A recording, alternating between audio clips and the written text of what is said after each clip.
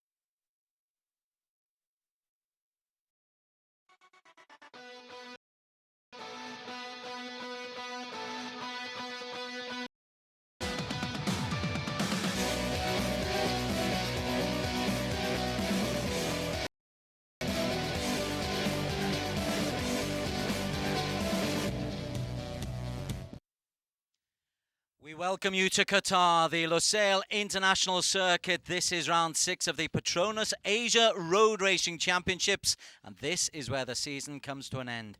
We're in the, well, incredibly growing city in the desert, Doha in Qatar. It has spread beyond your wildest imagination over the last decade, 6 years of which have now been held hosting the Asia Road Racing Championships. Hello, I'm Des Corker. Welcome along to Harmy alongside me in commentary. And Harmy, it's a wonderful place. It's a wonderful track to end what's been a terrific season. Yes, it's been, this is a beautiful city and a beautiful track as well in Losail circuit. As you can see now, this is the city of Qatar, a very vibrant city, and we've seen a lot of sporting events coming. Doha and Losail circuit also is the home of MotoGP. So there's a lot of sporting happening around Doha, Qatar. There's a new stadium beside the track is for the World Handball next year, stage here in Doha. Yes, we saw the ancient dhows there. There is an ancient maritime tradition here, but there is a modern motor racing tradition in Doha. And last night we saw the Asia Dream Cup qualification. Already Caroline Powie has won qualification. It wasn't a qualification, though, that was without incident. Caroline Powie, but just as they were coming out, some of the youngsters saying, haven't quite learned the lessons. And one rider out early part. This is the we have Caroline Powie, who from very beginning, as we know that he's unstoppable this year, and he said quite during a practice session as well. And swimming league Stopo here currently third with 2 minutes 38.134 second with 37.6 second down to 8. And we have Caroline Powie, Aditya Panggestu Hanafi, Koko Machaharu, Tadachi, Haris Farhan Bahrain also doing well. About battle for second place overall. Yeah, Kurogi posted a very healthy time. The Japanese is one of a number of people who have still got an interest in this competition. He's got 75 points. He's a long way off the title race. I suppose what we're really looking after in these two races to see if Aditya Panggestu can overtake Tepi Nagawi. And while we're talking about qualifying, it's actually the title that's so important, because qualifying really proved to be much of a barometer in this competition. Well, this is especially in the Asia Dream Cup qualifying, where is to on the grid and to have that psychological advantage being in front of other riders. But it's actually during the race itself we will see a group of riders, so how they can maintain throughout the race to win. And Caroline Powie has been shown here. He won 7 races this year. Only in Buriram, Thailand last month that he did not win the race, and it's been a terrific, wonderful season for Caroline. It is indeed been a wonderful season. Plenty of room to be racing next year. We'll maybe approach that later on, but for him it's already been a magnificent season. He's on pole. Harith Farhan coming in 8th, but Caroline Powie is the absolute story of the season. In the race for the second place, though, Aditya Panggestu Nagawi, neither really neither really impressing in qualification. Yes, Aditya Panggestu especially is going strong. 15 points now behind Tepi Nagawi from Japan. There's a battle for second place overall, and between Sunya Mori from Japan and Chuan An Yu. Chuan An with only 1 point in between the two riders, 118 and 117. So that how close it is for 4th and 5th. We already have a champion in Caroline Powie in Asia Dream Cup. We are live at the Losail International Race Circuit. We're just a little bit to the north of Doha. It literally is out in the desert, but it's a city that is rapidly drawing up. The facilities here, though, second to none. The flat is very track, but it's a very twisty, turny, competitive track for the riders. Yes, another part is that this is as you middle of a desert. The wind will play a major factor in the race.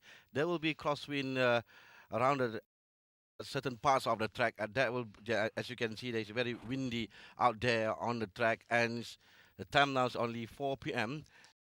Winter, so they're gonna get darker soon. It's gonna be a cold race for the riders, so that will be a vital part in the race. A length of 5.380 kilometres, total corners, total straights too. The longest straight just over 1,000 metres. There is the venue you were talking about next door. Handball has suddenly become a major event. But let's look at the overall standings. Caroline Pawi, we've mentioned, already champion. Nagoi, though, is under pressure because Aditya Pangestu has been in really good form. 1 win and 2/3 in his last 3 races. And then only 1 point with Sunya Mori and Chuan Anyu. That's the battle that we're going to have here in Asia Dream Cup, the 3rd year. It's been held in the PETRONAS Asia Road Racing Championship. In 2012, we have Fitri Ashraf Razali from Malaysia won race 1. Race 2 was Joshua Cook from Australia. And last year it was Hiroki Ono who won both races, R1 and R2. This is Karo Idampawi. Indeed, we are now on the grid. There are 2 races in each of the events that we take place. We've got 3 races coming up. Karo Idampawi at a lap time of 2:31.444. That's an average speed of 1:27.889. That's over a second per lap quicker than and a second behind Karo Idampawi is just to Hanafi, and followed by Coco Tadachi from the Philippines. Yeah, for the Philippines, it's not been the greatest of season for Tadachi. He's a little bit down the standings. He's not in the top 10. I suppose if you're looking for an opportunity to break into the top 10, the last week of the season's the best time to do it. It's a great position for Coco Mashaharu Tadachi to be 3rd. His best great position. Then we have Muhammad Harith Farhan, 4th. A lot been said on Muhammad Harith Farhan, a pressure for him for not being at the same par of Karo Idampawi, but as you can see, he's 4th on the grid, so he's doing quite well here in Doha. Here is the grid. Karo Idampawi, Aditya Pangestu and Coco Tadachi are on row number 4. On the second row, Harith Farhan from Malaysia, Tepi Nagoi, who's really in need of Kurogi, the 2 Japanese completing the second row of the grid. Chinese Taipei's Chang An-yu alongside Mori, the 3rd Japanese, and Sumit looks Topo. That's the best performance for the Indian for quite some while. Andy Farid, Izaha, Prabhu and Sarath Kumar are on row 4. Pasai in 13th position, Arsiad of Singapore and Li Yan-ching, Chinese Taipei, complete row 5. And Kiatisak, who had no qualification time, and Shoal Irvin Daniel, who we saw in embarrassing little fall coming out of the pit lane, they are in row 6 and will complete the lineup. There is the sun. That is beautiful. Those floodlights will be on fairly soon. This is a night race. Night conditions make it good because it's consistent light for the riders. There's no dipping sun. There's nothing to really interfere with the light, although many of them wear sunglasses. Yes, it's not going to be glare like racing in the evening or in the middle of afternoon, but the temperature, the weather will play hard for the riders with the wind, and it's quite cold out there. And believe me, we are in the middle of the desert, but it's quite cold at night, and so that will be a problem for all the riders. And as you know, that when they go with the crosswind and everything, so it's a thing that they need to adjust themselves very well in the race. A really good point you make there. There's absolutely nothing between them and the sea. There's no mountain ranges. It can get a little bit dusty out there, obviously. The track, though, is in absolutely perfect condition. And the riders have had 3 practice goes, as well as a warm-up lap and qualification as well. So they'll know the track. They'll know that it's a secure one. They'll know, though, that it's a very tight. It looks nice and open and flowy, but it is very tight, and you've got to bank pretty hard, both left and right. This is a fast track that pass a corner around with the 3rd gear.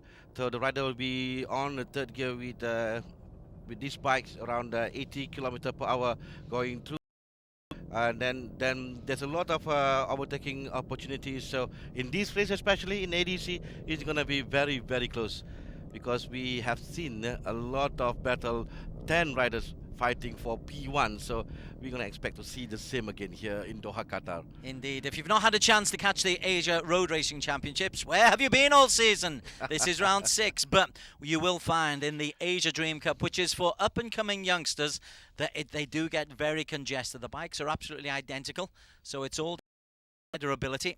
And similarly, when we come to the underbone 130cc's, that's great fun as well, because everybody is really congested. Similarly, we've got 6 riders in contention for the championship coming into the final 2 races of the season. So in all 3 categories that we've got for you today, we have got real interest. But let's get underway with the Asia Dream Cup.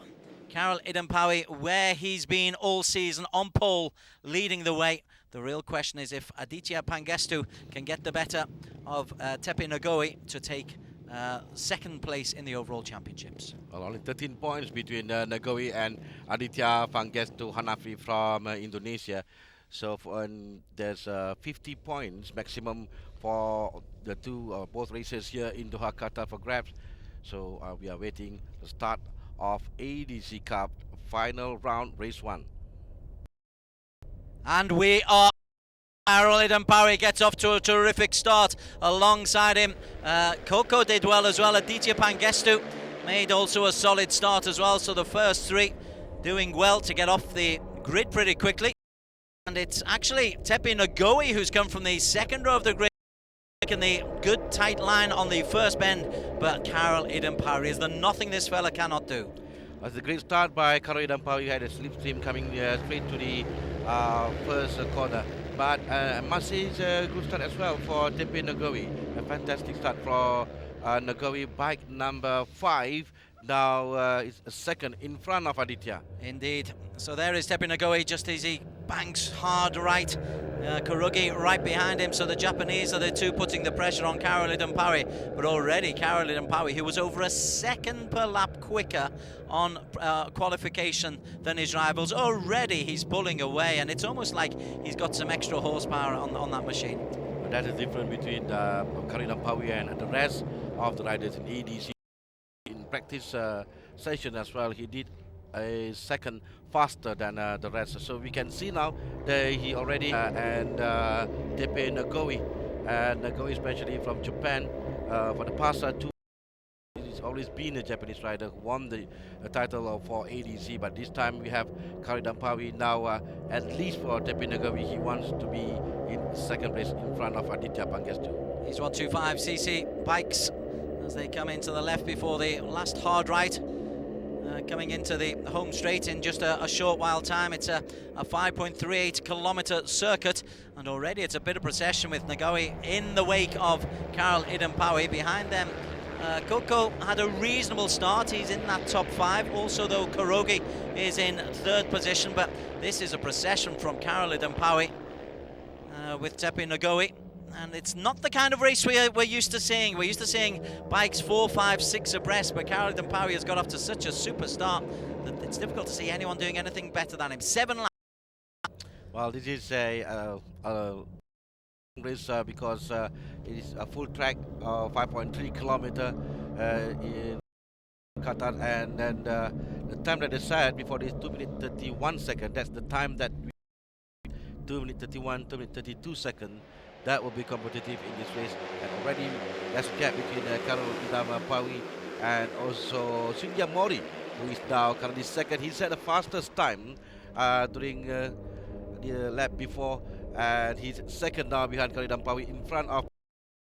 Yeah, so the Japanese 2 and 3, Karel Idampawi leading the way. Aditya Pangestu and Andy Farid getting into 4 and 5, and Kurogi, who was in second for a long time, drops down to 6, but it's really tight. Just 2 seconds separating the top 10 racers. 2.4 seconds further down, and a long way down is the Sri Lankan Irvin Daniel.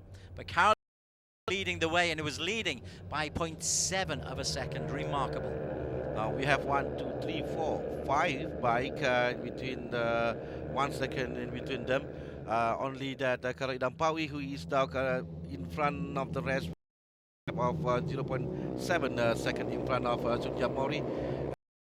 Sunya Mori, Tepin Agawi, Aditya Pangestu, Andy Farid. It's very difficult to see what separates the riders. All are doing almost the same lap time. Well, as the sun sets on this season, Caroline Powie is showing a clean pair of wheels to the rest of the racers, and he's cruising away. He started off fastest, and he's, as you can see, he's got a 10 over Tepe Nagoi. Mori is now dropped down to third, so it's still Japan 2-3. It's just that Mori and Tepe Nagoi have positions. Aditya Pangestu, he'll be trying to keep Tepe Nagoi in his sight. That's a real race to watch, the battle between bike number 11 and bike number 5. The bike number 11 just will not want to get Tepe Nagoi on bike number 5 get far away from him. Well, in sector 1, Nagoi is the fastest time, 1 minute 11.5 seconds. And Sunya Mori is 1 minute 12 a second, or 1 minute 11.8 seconds. So it's very fast this lap for Tepe Nagoi, and he's going to catch Mori. It's a battle between the two Japanese riders now, and Mori is still in front of Tepe Nagoi with Aditya Pangestu right behind him. Well, Aditya's dropped back actually, because Andy Farid has got in front of Aditya, and Aditya is a long way behind that little group. So you've got Caroline Power away, a little group of 3 behind of them, 2 of which are the Japanese, and then you've got Aditya. Aditya will be a little bit concerned as we go through lap number 2. Caroline Power leads the way. Mori third, Andy Farid fourth, Aditya fifth, but Aditya is 2.5 seconds behind the race leader. He's also 1.2 seconds behind Tepe Nagoi. Andy Farid was at the fastest time in lap 2. He didn't do well in sector 1, but quite well in sector 2. And for Nagoi, of the battle between them, they lost times in the final sector. So it's Andy Farid who set the fastest time this time, but still fourth behind Mori and Nagoi. And Andy Farid is actually up into Mori into third, and Tepe Nagoi has dropped down to fourth. That's good news for Aditya Pangestu, and he's really trying to lean round the corners. But Caroline Power, this is very much a rider's track, because you've got to lean into the corners, and you've got to get your balance going, and there's a rhythm to get into in this track. And Caroline Power, as you can see, is absolutely romping away with this, but Farid who's leading the chase behind him.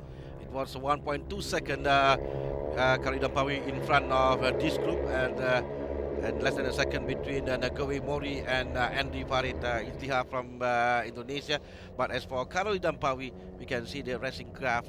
He's riding very, very well, and he managed to go through the corners better than the rest of the riders. That make him so different from all the other riders. Now he was at 1.2 seconds in front of Nagoi, and I think the gap has been increased because of these 3 riders. Now they are fighting with each other, and that will give us some advantage to Caroline Power, who is now running in front more than 1.4 seconds. Indeed, that's the gap now. Tepe Nagoi is the man who's leading the racing pack. Just behind them, I'm keeping a lookout for bike number 11, Aditya Pangestu. He's now dropped down out of the top 5. He's into 6th, Aditya Pangestu. I think it's Cho Chang who's overtaken him, but there's the gap. We're looking now the race for P2. That's Andy Farid going forward, the bike number 4, ahead of Mori on 6 and Tepe Nagoi on 5. There's Aditya Pangestu, a long way behind, and he's not really making any headway on Tepe Nagoi. He'll be desperate to keep the 2 Japanese in his sights as we come through the line with 4 laps to go. Caroline Power, the lead is 2.8 seconds. Nagoi, Mori, Andy Farid, Aditya Pangestu up into 5th. Sarith Kumar now on.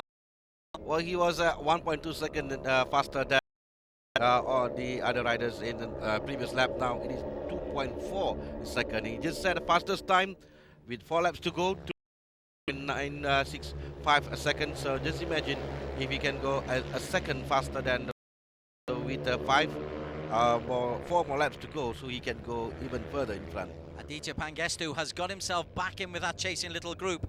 There you see them on the inside line, but it's well, there's a real battle there. Andy Farid is the man who's currently leading that battle. This is the race for P2. Karol Idampawi is almost on a race of his own here in Losail at the international circuit just north of Doha in Qatar. There's Andy Farid in second, Tepi Ngoe Banks in third, and there's the gap, there's the lead. Let's look at the seconds. Gosh, it was 2.8 at the end of. It's going to be an awful lot more than that at the end of the third. We have 8 riders now. Battling for P2 with Ngoe Mori, Ilya, Aditya Pangestu, Sarath Kumar even in this group, Chuan Anyu and Retiku Kurogi with Haris Farhan and Swig Topo. Indeed, that is one heck of a little bunched up group there. Only Karol Idampawi is not a part of that little game because he's almost on his own. It's Karol Idampawi against the rest, and the rest are almost like a cycling peloton of just swapping and changing and taking it in turns. Tepi Ngoe is the man who's leading the way. Stands up an error there. He's lost an awful lot of time. It's not Tepi Ngoe. He just keeps a little look out. I'm hoping it's not Aditya Pangestu.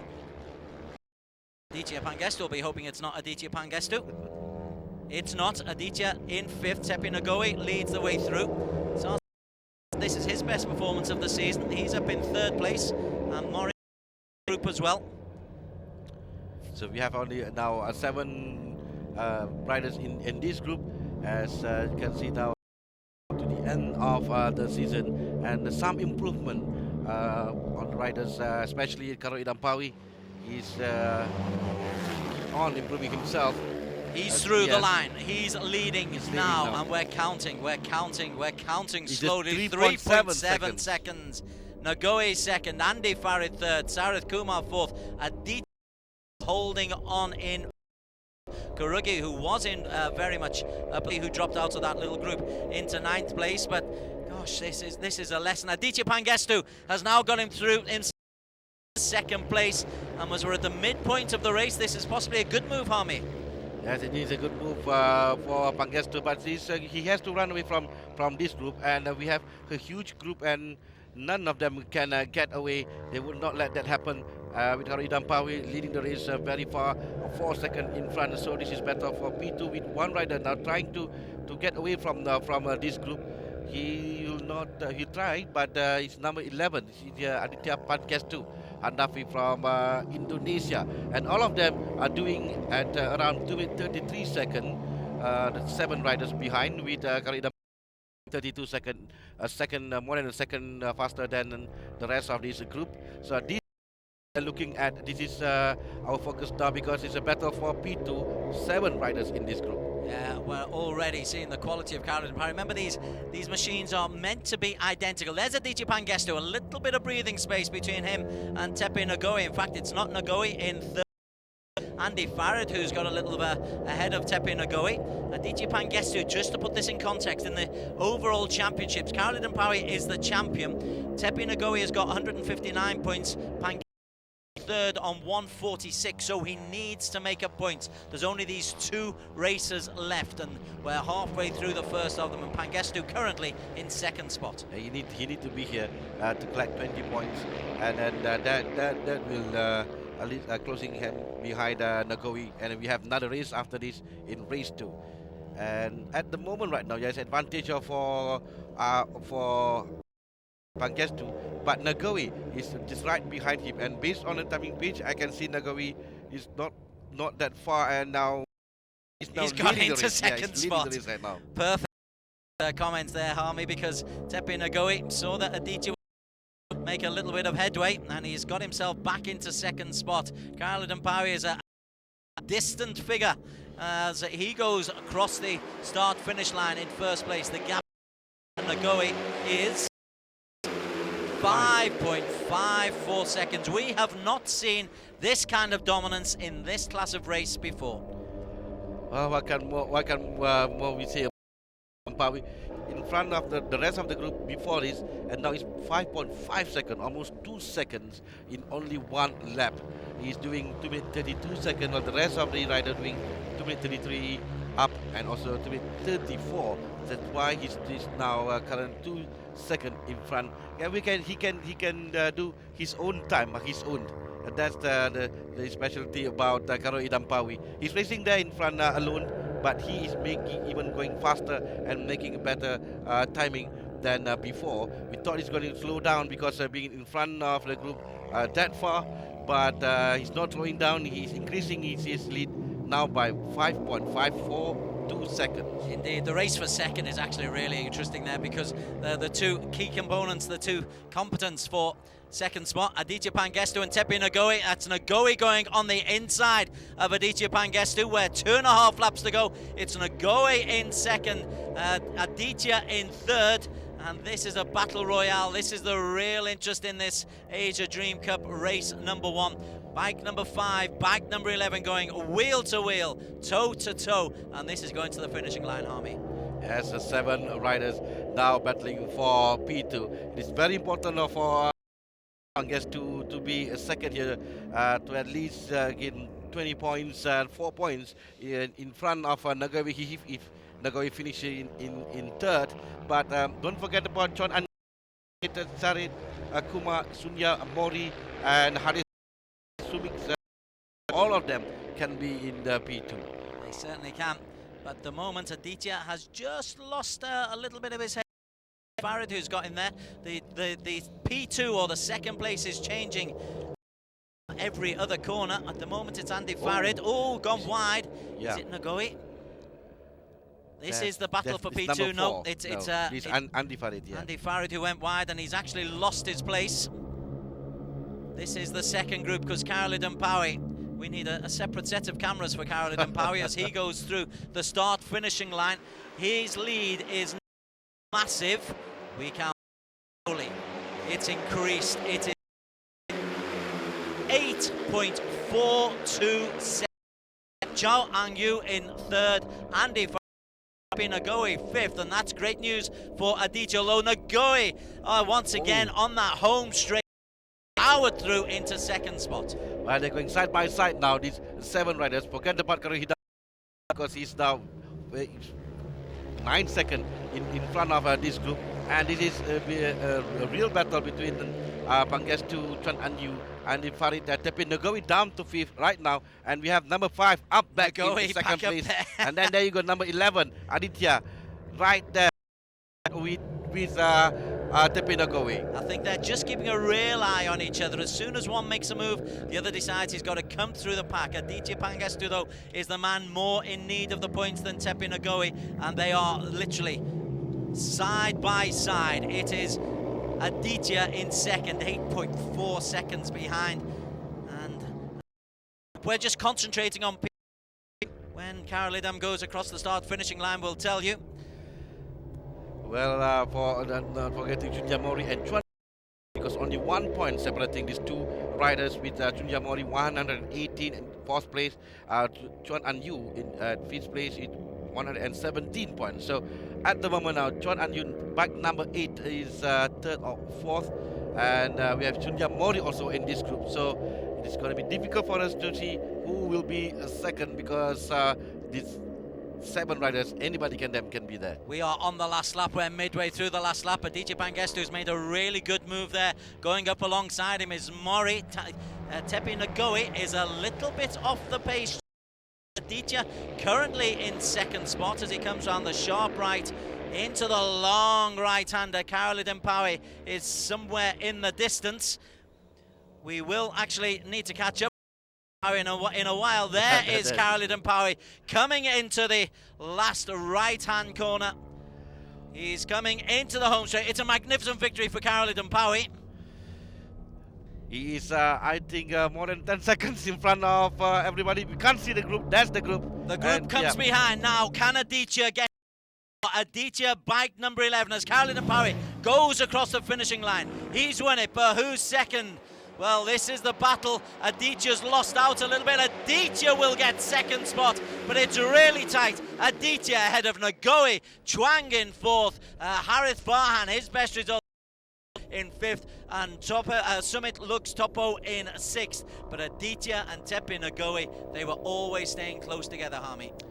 Yes, for Tepi Ngoe and Aditya. But for Chuan Anyu as well, it's a good result for Chuan Anyu, because he's 4th with Chunya Murray down in 7. And so it's a great advantage for Chuan An Yu for him going to the second race. Now he's up to 4th overall. We'll see the overall standing after this. But it's been a great race for Aditya Pangestu, who had a personal battle with Tepen Nagawi. This is a battle for P2 and also P2 for this race, second place. And you see that the difference is only 0.034 second between Aditya Pangestu and Tepin Nagawi. That how close within these two riders, and 0.011 second between Nagawi and Chuan An Yu and Haris Farhan. So we have 7 riders in between 1 second. Well, Caroline Parry leads the way. You're talking about how close it was. The points in the overall championship standings, 9 points the difference between Tepe Nagoe in second and Aditya Pangestu in third. About as far away as you can possibly be is, we confirm, Tepe Nagoe, the Japanese, who's had a really consistent season. That is 1, 2, 3. It's his first third place of the season, but he's had 5 second places and 1 first place. As we look at the beautiful sunset, that's what the desert can look like in December. It's a the world. Khalid Mpawi wins the race. Aditya in second picks up valuable points. Nagoe picking up very useful third place. Good performances from Harith Farhan and Sumit Lux Topo. They're their best performances of the season. Andy Farid in the end dropping down to 8th. As we look at the remaining riders, Tadachi, having started on the front row, could only finish in 12th. He didn't get off to a particularly good start and just fell backwards from there on. The Thai Kyatisuk in 16th. And this is where we go to our first break of the day. There's 5 more races still to come. We've got podium and interviews coming up after a very short break. We'll be back in just a few moments.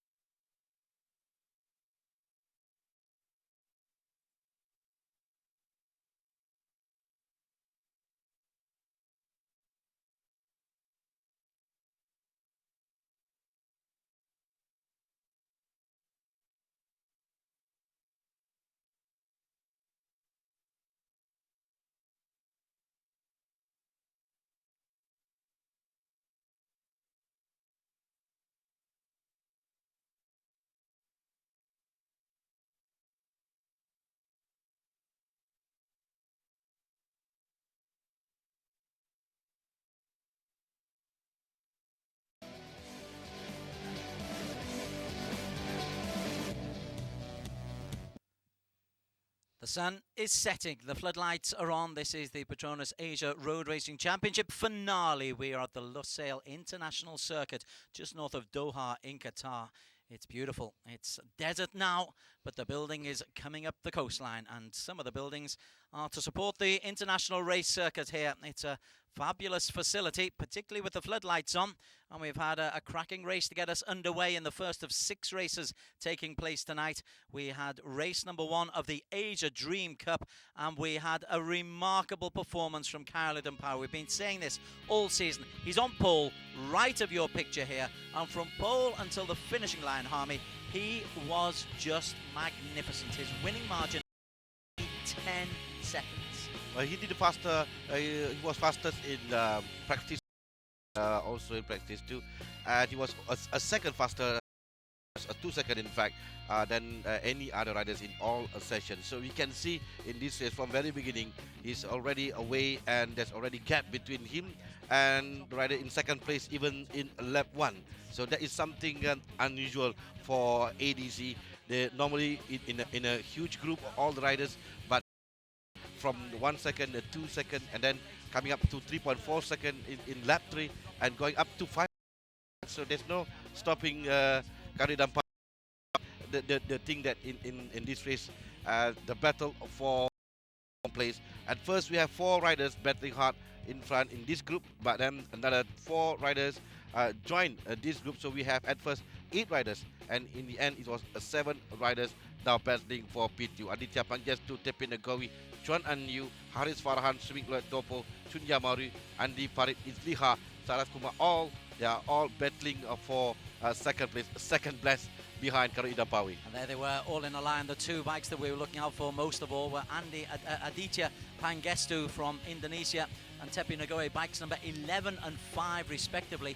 The reason we were looking out for them was because Aditya is 3rd in the start of this race. Tepi Nagoe was 2nd in the standings, but so Aditya needed to get maybe 3 or 4 positions difference between them to make a real impact. In the end, despite his best efforts, despite coming 2nd, he only was able to get 2nd, and Tepi Nagoe took 3rd. Well, he's hoping to finish 2nd, and also hoping that Tepi Nagoe will finish outside the podium standing, but Nagoe is 3rd.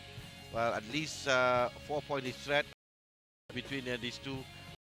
So with 1 more race to go, he still has a chance for him to be in the 2nd place behind Karo Idampawi in overall standing. Honourable mention to bike number 8 from Chinese Taipei, Chong An-yu. He's had a podium finish this season, but he's been fairly consistent, and again, he was always in the mix here, bike number 8. In the end, he would come 4th, and he was one of...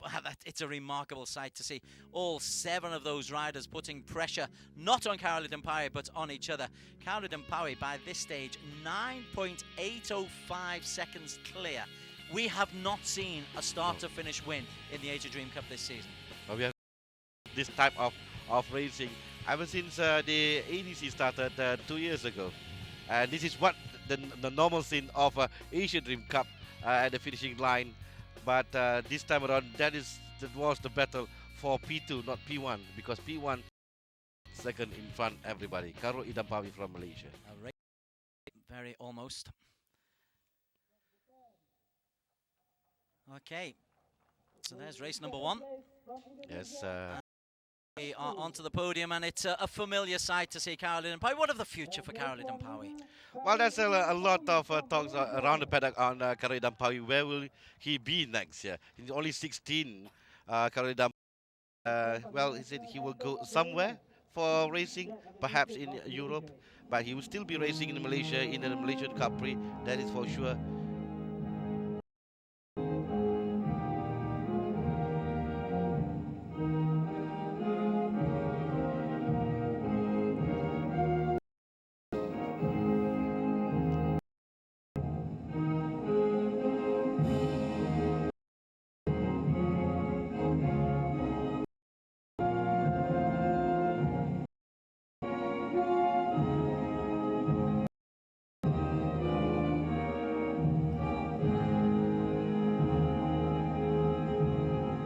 Congratulations to all the winners. Nagara Coup plays out in Losail, Qatar, round 6 of the Road Racing Championships. That is win in 11 starts for Karo Idampawi. A monumental dominance of this Asia Dream Cup. It's designed to find out the best of the next generation, and he's certainly the next generation. Shinya Nakono is the man handing out the prizes. And, well, Honda, you've got to praise them for the support that they're putting into this Asia Dream Cup. Well, Nakano himself was a former MotoGP rider, and now he's a coach for these riders. In ADC, he himself said that Karu Dampawi has a very special talent in him, and he's a good future for Karu Dampawi because he's only 16 years of age. Good for Malaysia. It's good for Honda Asia as well to have such a good talent. Okay.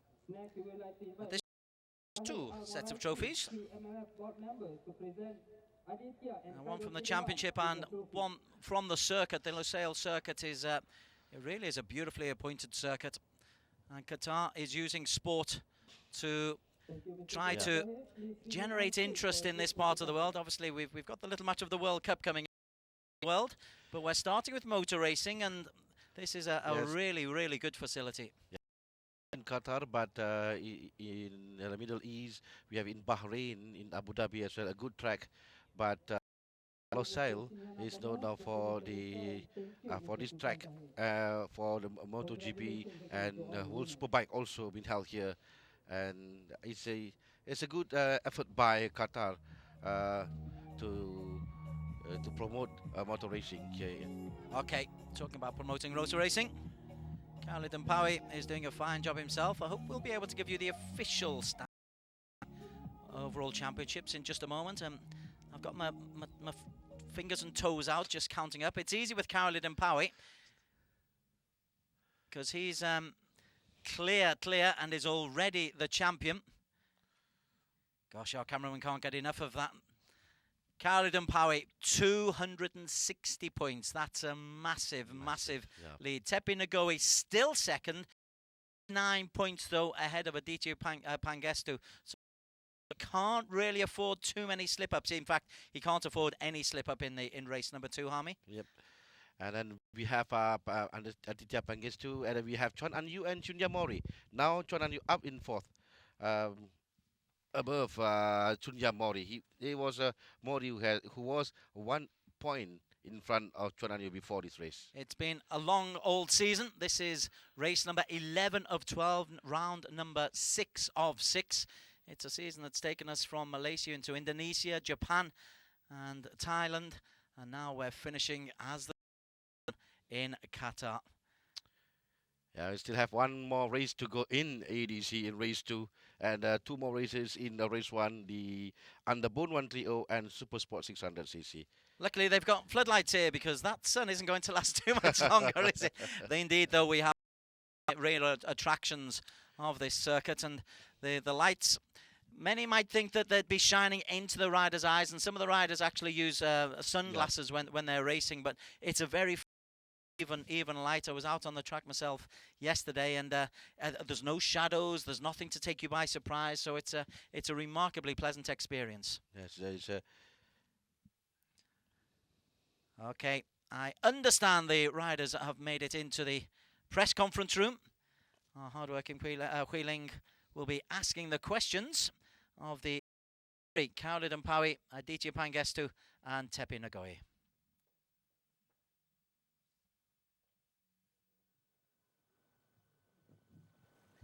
Congratulations to the winners from the Asia Dream Cup Race 1 here at round 6 of the PETRONAS Asia Road Racing Championship at Losail.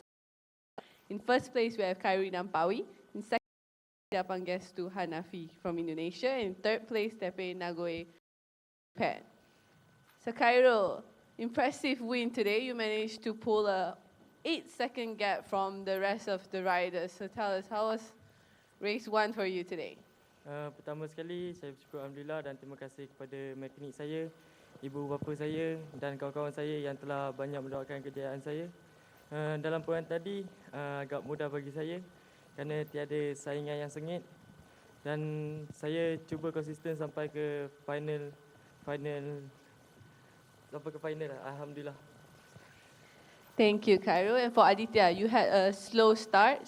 But you still managed to catch up to the front group and battle for second place with 8 other riders. So how do you feel finishing second today in race 1?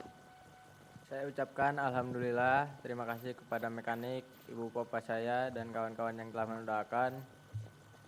Tadi pertama dari awal lap sampai akhir lap cukup sengit, namun mau akhir garis finish saya mencoba untuk ke depan biar menjadi juara.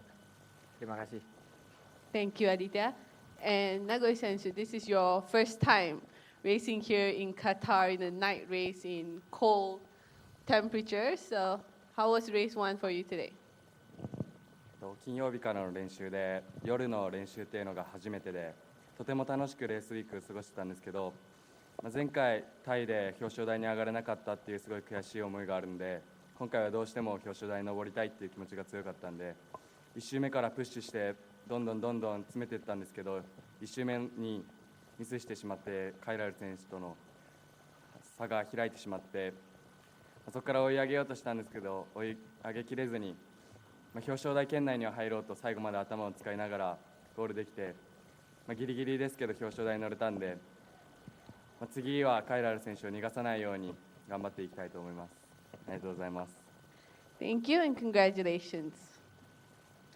Thanks to Huiling. That's race number 1 of 6 under the lights here in Losail. Race number 2, the Underbone 130, is coming up in just a few minutes' time. PETRONAS Asia Road Racing Championships, round 6 from Doha in Qatar.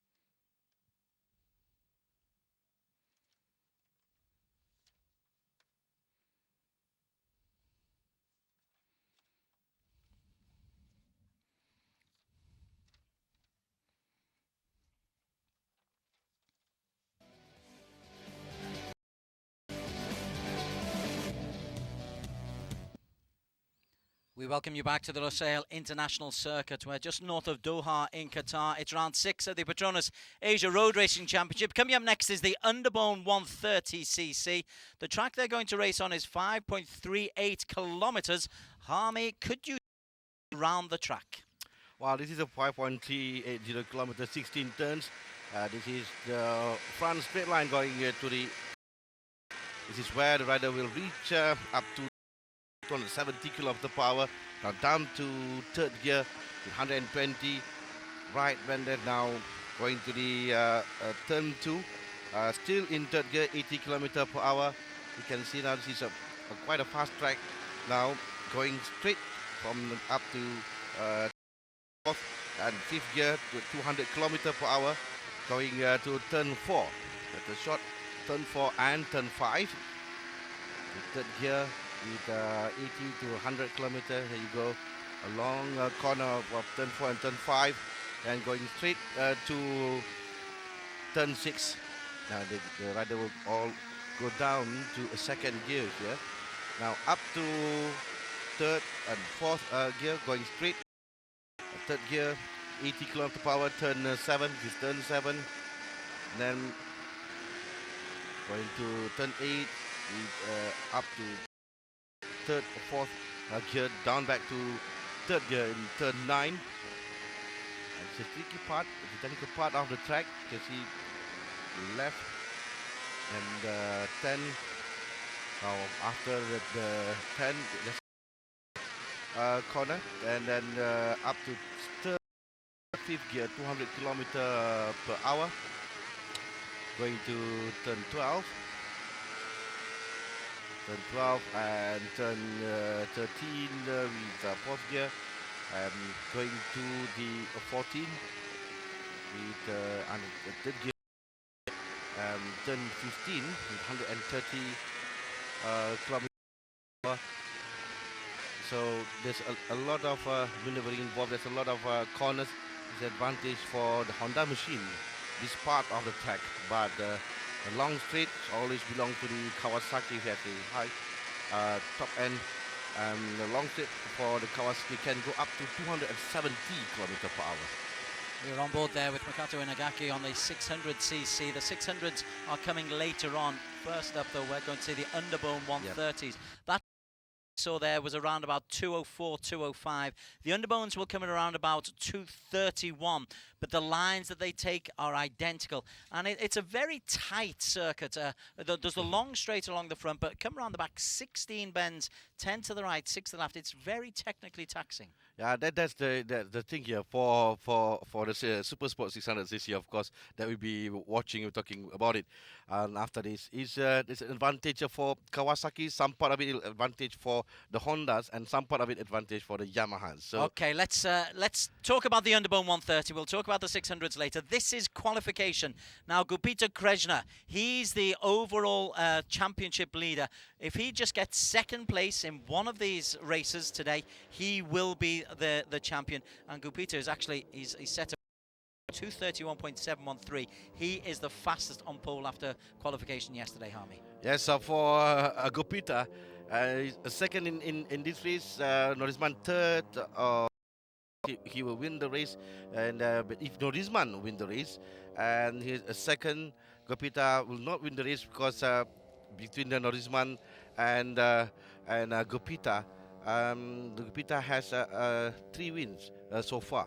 So still quite close, but 30 points is quite an advantage for Gupita Krishna. Yeah, we saw Mazaki there, Kazuki Mazaki, a 14-year-old from Team Honda. He came in third in qualification. And Philando Herdian from the Phyto Factory team, he posted another good time. He only joined the series, but my word, this young fella, Philando Herdian's had a real impact, Army. As for Philando, fastest time earlier on in qualifying, Herdian and Masaki, and then he's been there for quite some time. In fact, in the qualification, and he's had a good time of 0.192 seconds to stay there for quite some time before Gupita Krishna Wardana from the Kawasaki KYT Rector Manual Tech team had the fastest time. So Philando Herdian, a very pleasing time out in the desert, but it's Gupita Krishna who has without dominating this competition, he's 5 second place finishes throughout the whole season, but he's been so consistent, Gupita, and if he wins, it's another Indonesian winning the Underbone title. Yes, if he wins another Indonesian. The last Malaysian to win was in 5 seasons, mostly back in 2009, and this is Amirul Arif Musa, who had a problem with his bike yesterday. The Underbone 125cc, we have Ahmad Fazli Sham, who won twice, 2004 and 2005. You just mentioned Ahmed Fazli Sham. He had a nightmare. 14th position yesterday.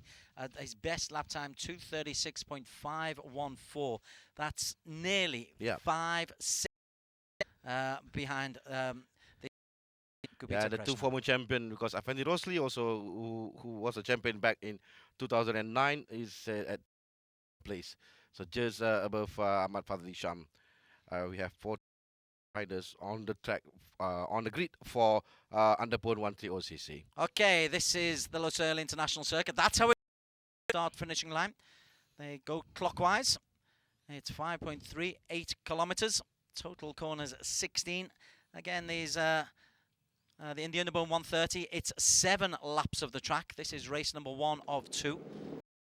Coming on later on tonight under the lights, and Peter Kreshner is the man in pole position, but this is Effendi Rosley, who, as we saw in the race highlights we just saw there, having a really tough time in qualification. Yes, Effendi Rosley won race 1 here last year in 2000, and he always had a good outing here. Doha for Effendi Rosley, but he will start from 13. That is no reason. Bike number 4, fourth on the grid, and I spoken to Norisman before the race. He said his chance to win the title is 70-30.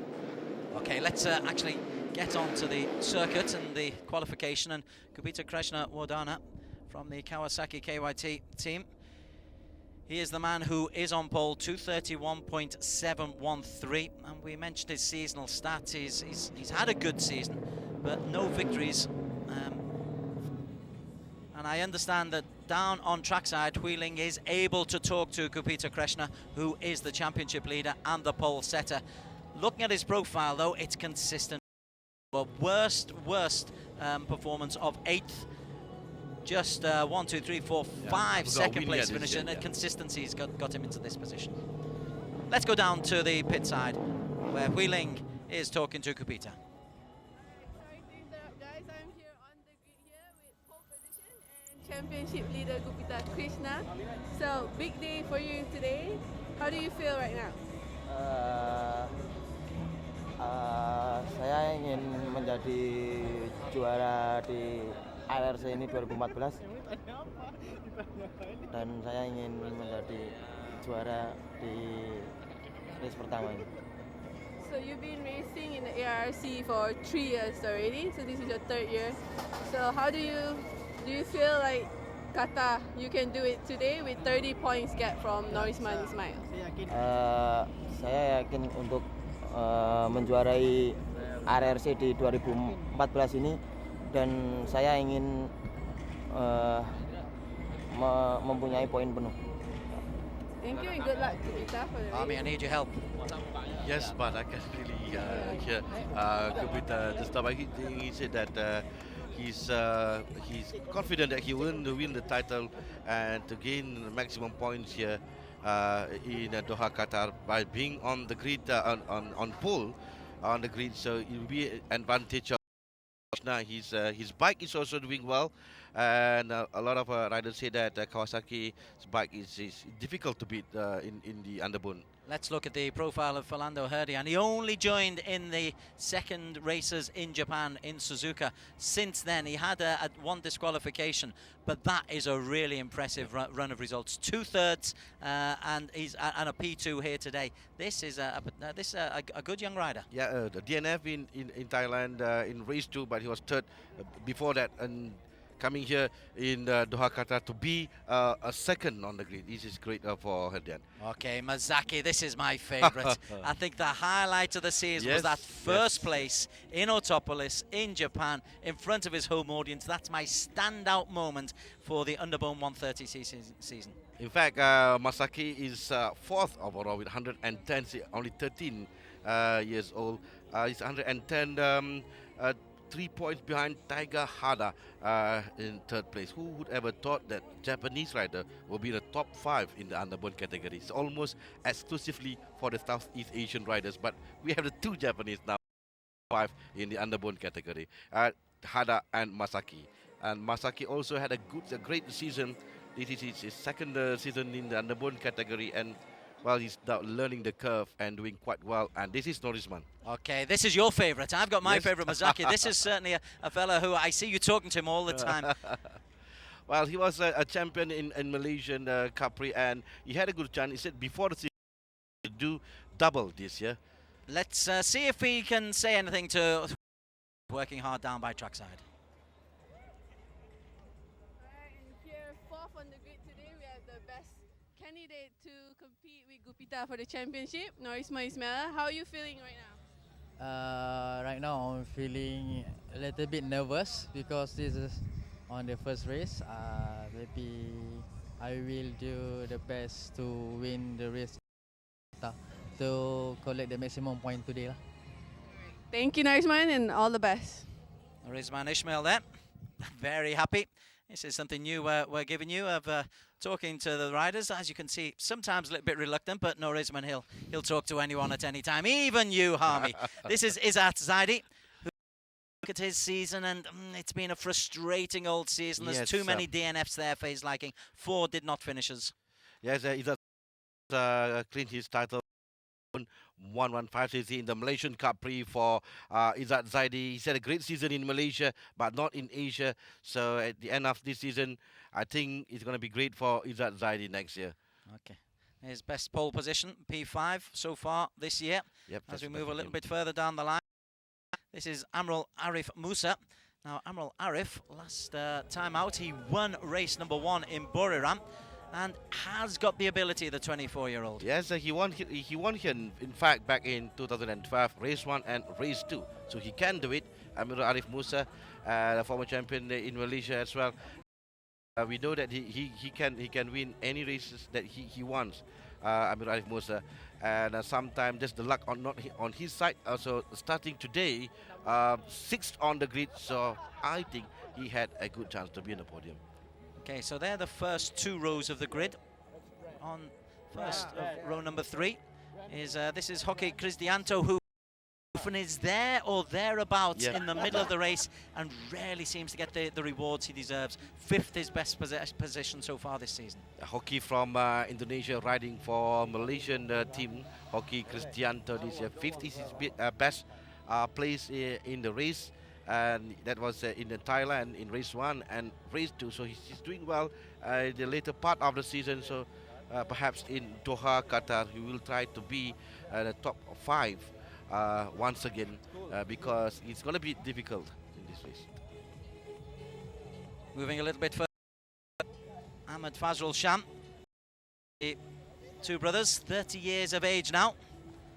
Again, it's a season where I think we expected an awful lot more of the Harrier Metro rider, the Honda rider, but he hasn't really too many DNFs. 4 DNFs in 10 races. Too many DNFs. Sham, Malaysia, the brother of Ahmad Fazli Sham. He's riding for the Harrier Metro Whitetech SCK Honda Racing. 15, you can see qualifying not so bad for Ahmad Fazli Sham, but racing itself, too many DNF will not do good for any rider at all. Continuing down row number 3, in 9th place, Rozaiman Saeed on the T-Pro UZ Honda NT. We even have Zakwan, who's right beside Rozaiman, him the support. Second is his best position this year, and then for Rozaiman, they are teammates in the Malaysian Cup Prix International Championship, Zakwan and Rozaiman. For Rozaiman, he always doing well racing in a track like this. And no matter from where he started, I saw he was on the podium in Japan before this.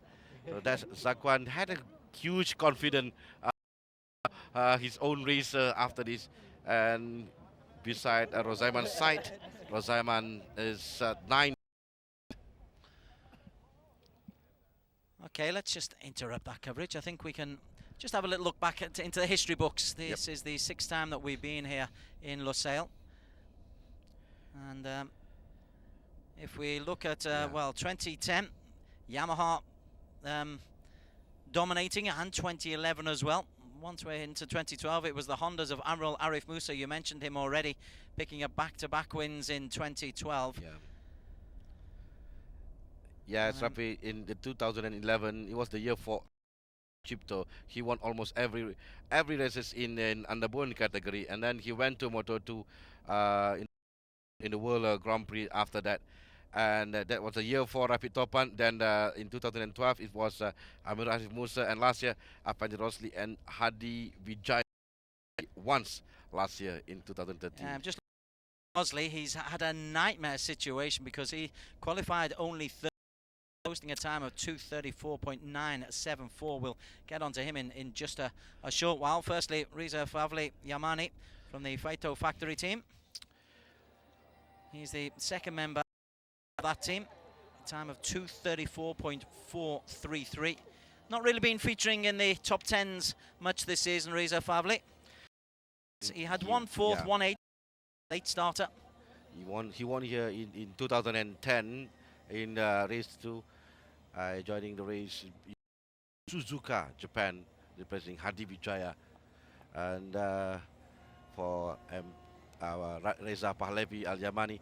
And just now, as you were saying that Afendi Rosli was back off the grid, but then again, it's underbone, and sometimes the rider from behind can win the race and get a burn from the very back of the grid. Indeed, pole position doesn't really. I mean, it obviously gives you a certain advantage, but not particularly. This is Rusman Fadli from Indonesia. He will start on the grid in 11th. 12th will be Tiger Harder. That's very unusual for Harder to have such a disappointing time during qualification. His quickest time, 2:34.767. Yes. Any problems with his bike? I'm not really sure for Tiger Harder, though. Then I haven't heard anything about him, but he did not do well in qualifying for Tiger Harder, and his teammates doing quite well in front for the two other riders, Amir Arif Musa and Rosaiman side. Tiger Harder will be 12th in the. There you go, the last two riders, the two former champions of underbone in the Asian Road Racing Championship. This is Muhammad Afendi Rosli, the champion of 2009, and as usual, Afendi is well, relaxed and always confident about the race. And this is Ahmad Fazli Sham, twice champion of underbone category, but at that time was in underbone 125cc back in 2004 and 2005. So this is back racing full time in the underbone category. But right now we will start from 14 on the grid. So and in overall standing, he's fifth. With 109 points behind Masaki and Hada. Yeah, he'll do real good work to try and get himself high. 5.38 kilometer track. There's 7 laps of the circuit, so there's plenty of time out there, and certainly in underbone, unlike well, even in Asia Dream Cup, nobody really runs away from it, but in underbone that's certainly the case. It's very difficult for you to get a substantial lead in underbone. Yeah, but the only problem this time around this year is that Kapita Krishna Wardana is a second faster than any other riders in qualifying time, with 2 minutes 31.713 seconds. Fernando Hedem 2 minutes 32.192 seconds. So only Gupita Krishna, who's deep below 2 minutes 32 seconds. And we have one rider in 2 minutes 32 seconds, that is Fernando Hedian. And then 1, 2, 3, 4, 5, 6 riders in 2 minutes 33 seconds. So between Masaki, Norisman, Izzat Zaidi, Amirul and Hoki, they are not much different between them, but Gupita Krishna is quite far based on the qualifying time. Okay, so there is our grid. It's just about getting cleared now. We're just a few moments away from race number 1 of the underbone 130cc. In qualification, Gupita Krishna, the championship leader, was fastest on the Kawasaki. He's the only Kawasaki in the whole starting group of 14.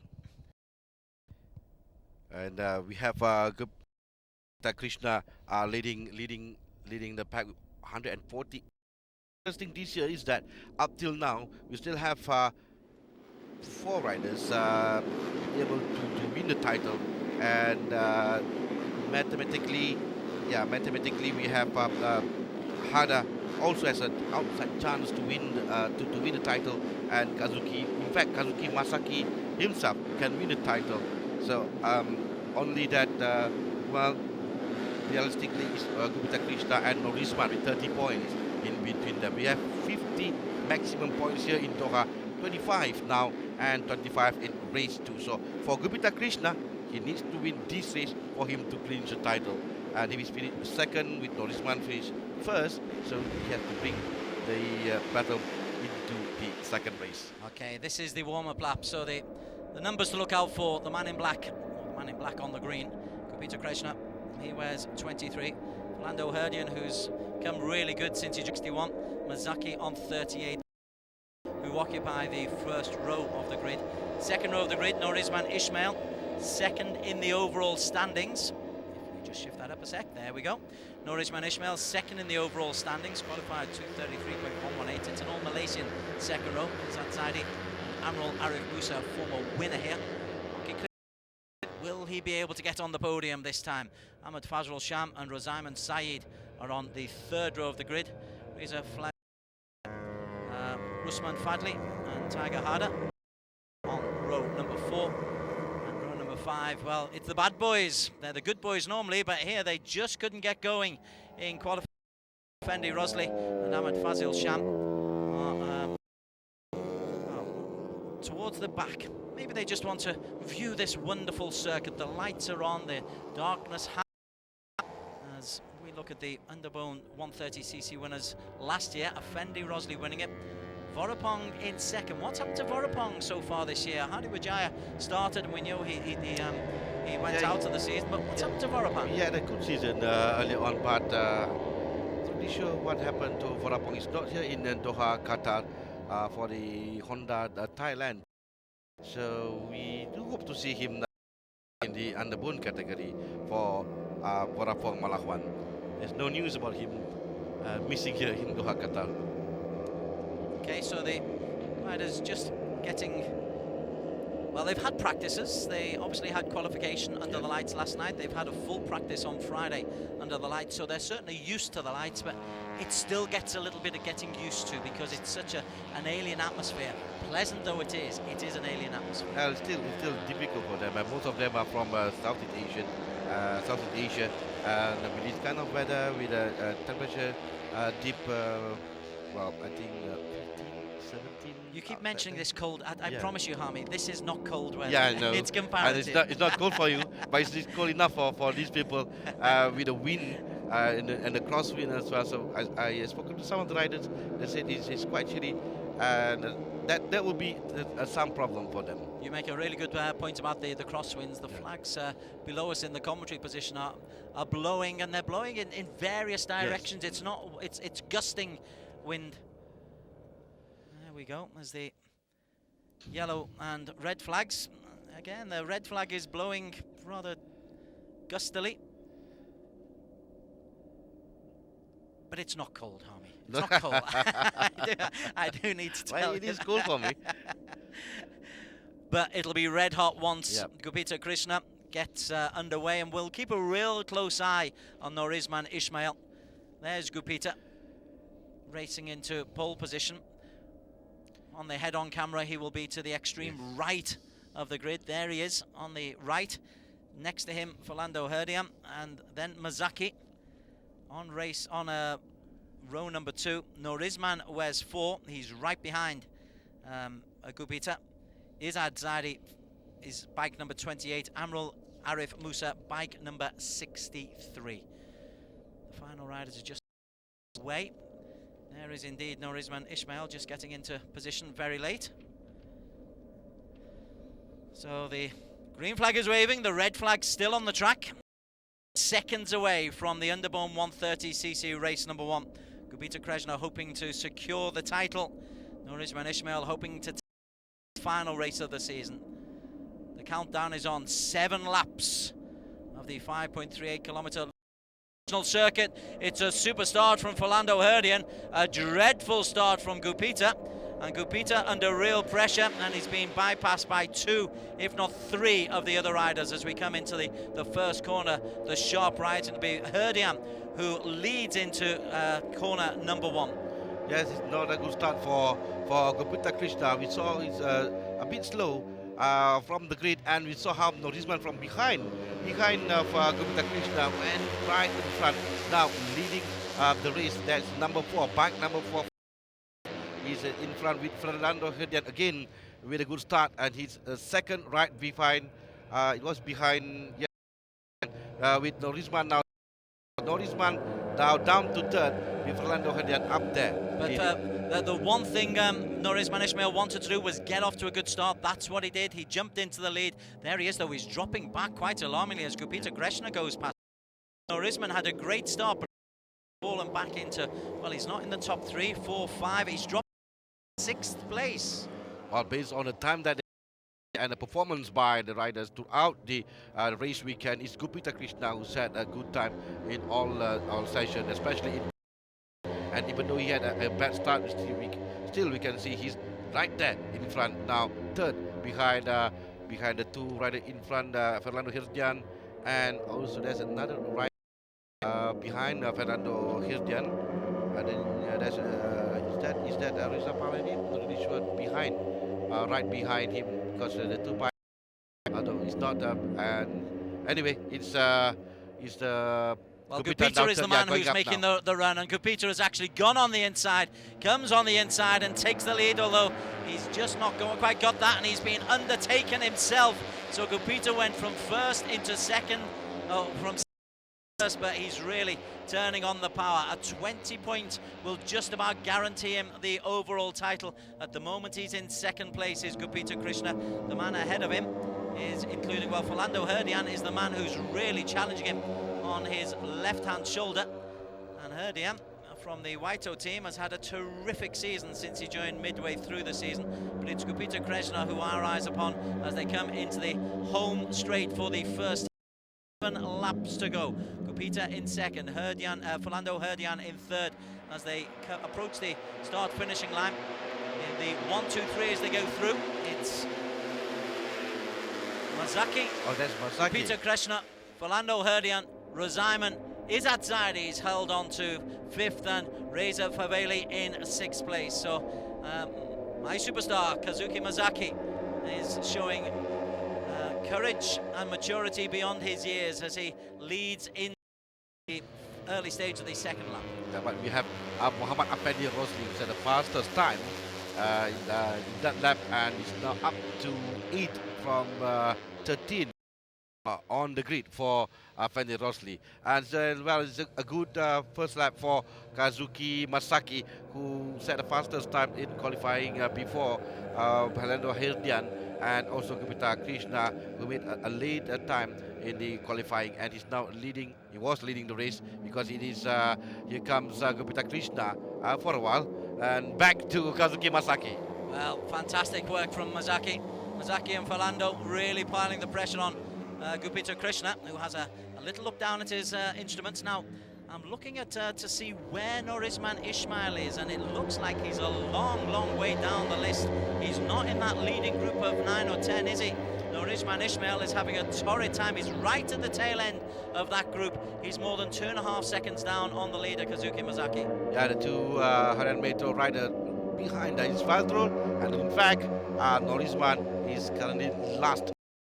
So he's number 14 now, behind Ahmad Fadrul Sham. This is not wants to be in this race. Yeah, absolutely. After the start he made, where he got a real jump and was actually leading into the first corner, he's dropped right the way down, and that is bad news for Norisman Ismail. It's great news for Gupita Krishna, because Gupita Krishna only needs the 20 points if Norisman Ismail wins the race. So to win the race from 10th or 11th or even 12th place, which I think he is at the moment, is some ask. 6 laps to go, well, 5.5 laps to go, and Norisman Ismail in real trouble on bike number 4. Yeah, it's getting more and more difficult for Norisman right now. He should be there in that front group.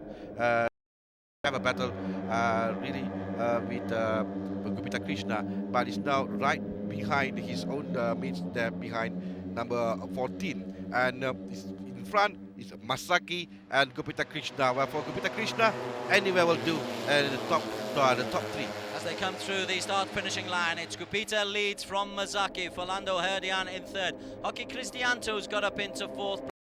Fendi Rosli making a bit of a comeback, Rosimon in 6th, and Reza Falevi is still hanging in there, but this is really pretty tight now. Gupita in that little group with Mazaki.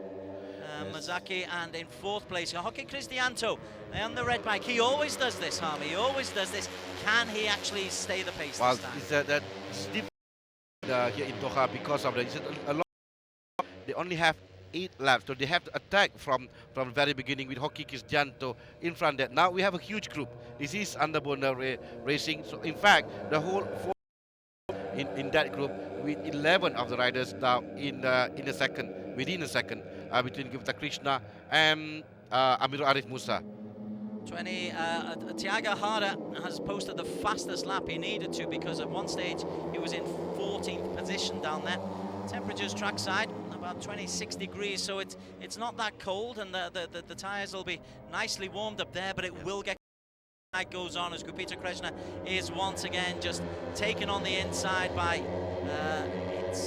well, there's Afendi Rosli, I think, in front. Interesting to see Afendi who started the race from the 13 on the grid, and I think it's Afendi in front there. Yes, it's Afendi bike number 36. Afendi Rosli leading now in front of Gupita with Cristianto is third, and who started from way back. So it's a good race for Afendi so far with 5 laps to go. Yeah, you said he was looking very relaxed on the grid, and I gave you a cynical little eye to say you shouldn't be relaxed if you're on the back row of the grid. Maybe it does work, because he's come from last to second at the moment behind Mazaki. Mazaki just keeps hanging in there, so it's Mazaki from Afendi Rosli from Gupita Krishna, with Philando Herdian continuing his excellent form so far. There is Mazaki. That long left hand. It may be only Underbone 130cc, but they're certainly using the full width of this course. Yes, it's Masaki now leading. He can do it. He can be in front of a group and leading the race till to the checkered flag. Okay, we're coming through to the end of lap 3, approaching the midpoint. And Mazaki was in the lead and retains the lead going over the line, but look at the pressure coming on in. So it's Mazaki from Afendi Rosli, from Gupita, from Reza Falevi, from Ahmed Fazl Sham and Razaiman Saeed. Philando Herdian's dropped off the pace a little bit. He's dropped down now, down to 7. Tiger Harder 10th, and I'm looking for Norizman. Norizman is 3.307 seconds down.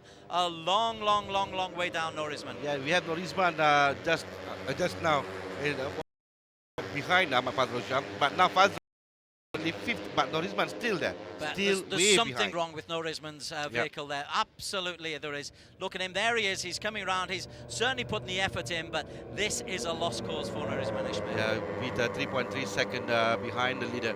It's going to be very difficult for Norizman, and a miracle now to stop Gupita Krishna from winning the title in race 1. The other thing is that Mazaki may well be putting up some points, because Mazaki on 110 points is only 8 points behind Norizman Ismail. So we're talking about Norizman hoping to get first. Norizman out of the top 3 if this carries on, because Mazaki's doing well. Tiger Harder's, after a dreadful start, Tiger is actually coming up the standings. He's into the top 10 now, but it's Mazaki leading. Well, there's a talk around the paddock saying that this race belongs to Kazuki Masaki, and by being that, so Norizman has the help from Masaki, but he needs to be there in front of Gupita Krishna, because Masaki can stop Gupita Krishna from winning the race. To be there, I don't see Norizman right now in this group and in this race as well. I'm not sure whether he's still racing. He's slowing down now. He's way back on the track. So it is Kazuki Masaki still leading the race, and there he comes Gupita Krishna is trying to catch Masaki. Well, Norizman Ismail is a long way down. And there he is. It almost like he's coming into the pits. He had a problem with his race is over, and with the championship is over as well. Yeah. But Mazaki leads the way. Krishna has probably got a big smile if he knows what's going on. But don't really worry about things like that. You just make sure that you finish in the 2nd place. You don't worry about what others are going to do. Well, the 2nd place right now, so is good for Gupita. Qatar is now racing just right there in front of Kazuki Masaki, coming to turn 1. Is putting up a really good effort. In fact, the Faito Team doing really well because they got Reza Falevi in third and Philando Herdian in fourth, and I think it's Philando who had the fastest time. Rozaiman fifth, Ahmed Fazrul Sham in sixth. Tiger, keep a look on him, he's up to eighth as well. That's bike number 93 into the top eight. He's made steady progress and there's still 15 kilometers to go in this race, so there is time for bike number 93 harder to get into the championship points. For me, interesting to see bike number 35 in front there. Right-hand side, so no matter from where he starts the race, he can win the race because he did that in Japan. Now currently third, so this is current standing. Well, it would be Gupita Krishna actually winning the title if it stays like this, because Norisman is not going to be able to capitalize on this. That's as it stands at the moment. That assumes Gupita stays on his bike and picks up championship. At the moment, he's letting Mazaki get away from him, which is fine for Gupita. 20 points will do him. Mazaki looking for his fourth win of the season. What a standout performance it's been from Mazaki. It's a very young rider, still 13 years of age. So next year, if he's still in this category, it will be a problem for Gupita Krishna and the rest of the rider from Indonesia and Malaysia, especially because now we have a rider from Japan can do well in the underbone category. I can tell you the Norisman Ismail actually has retired from the race. So Norisman Ismail has lost his chance of taking the title. We are looking there at the underbone 130cc title winner, unless something goes horribly wrong. But at the moment, he's holding on. 20 points would have guaranteed it, even if not on it. At the moment, Noris in second place, Gupita, as he trails Mazaki. In third place, Rozaiman is still working hard to get in there. Yes, but see that from inside, that is number 61, Philando Herdian. So not much difference. It's less than a second. The top less than a second. So we still have 7 riders now battling for P1. That's the first group, the group in front. With 2 laps to go, I'm interested to see how Harder is doing. Bike number 93, because he's going to put pressure for second place. While Mazaki leads, Gupita second, Philando Andy fourth, Reza Falevi fifth, Rozaiman sixth, Fazrul Sham seventh, Hockey eighth, and Tiger Harder is dropping down now to ninth. He's right at the tail end of this little group, trying his very best just to hold on there. In first and 10th, 1.25 seconds. But here comes Fanny Rosling now leading the race. He said the fastest time in the previous lap, 2 minutes 31 from 8.56 seconds, and now he's leading the group in front with, I think, behind him is Ferdian and Kazuki Masaki. Fastest lap, as you say, 2:31.856. That's actually the fastest lap. What's the lap record? The race lap record, 2:35.634. So that's been smashed. Although for this underbone 130s, this is the first time it's been raced here. But Arrc in the black racing suit, green livery.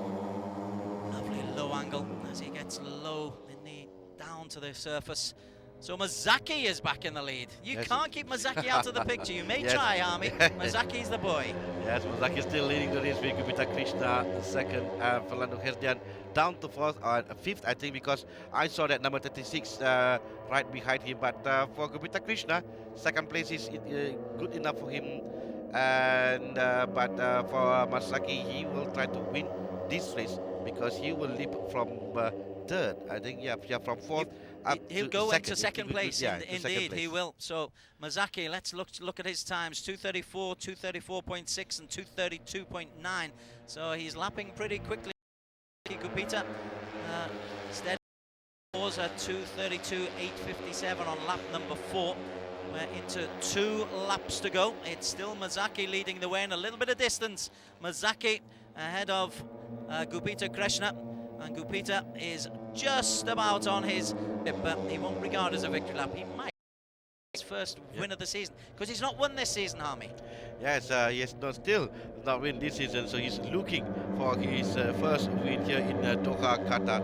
But we still have 2 laps to go, coming to the final lap, and it's still this 7 or 8 riders now. Any one of them can win the race. Although Mazaki and Gupita are the ones contesting first place. Gupita will cross the line first. Reza Falevi, we've hardly mentioned him. He's hanging in there, the Phyto Team factory man.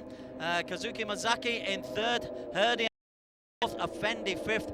Tiger Harder has got himself up to seventh.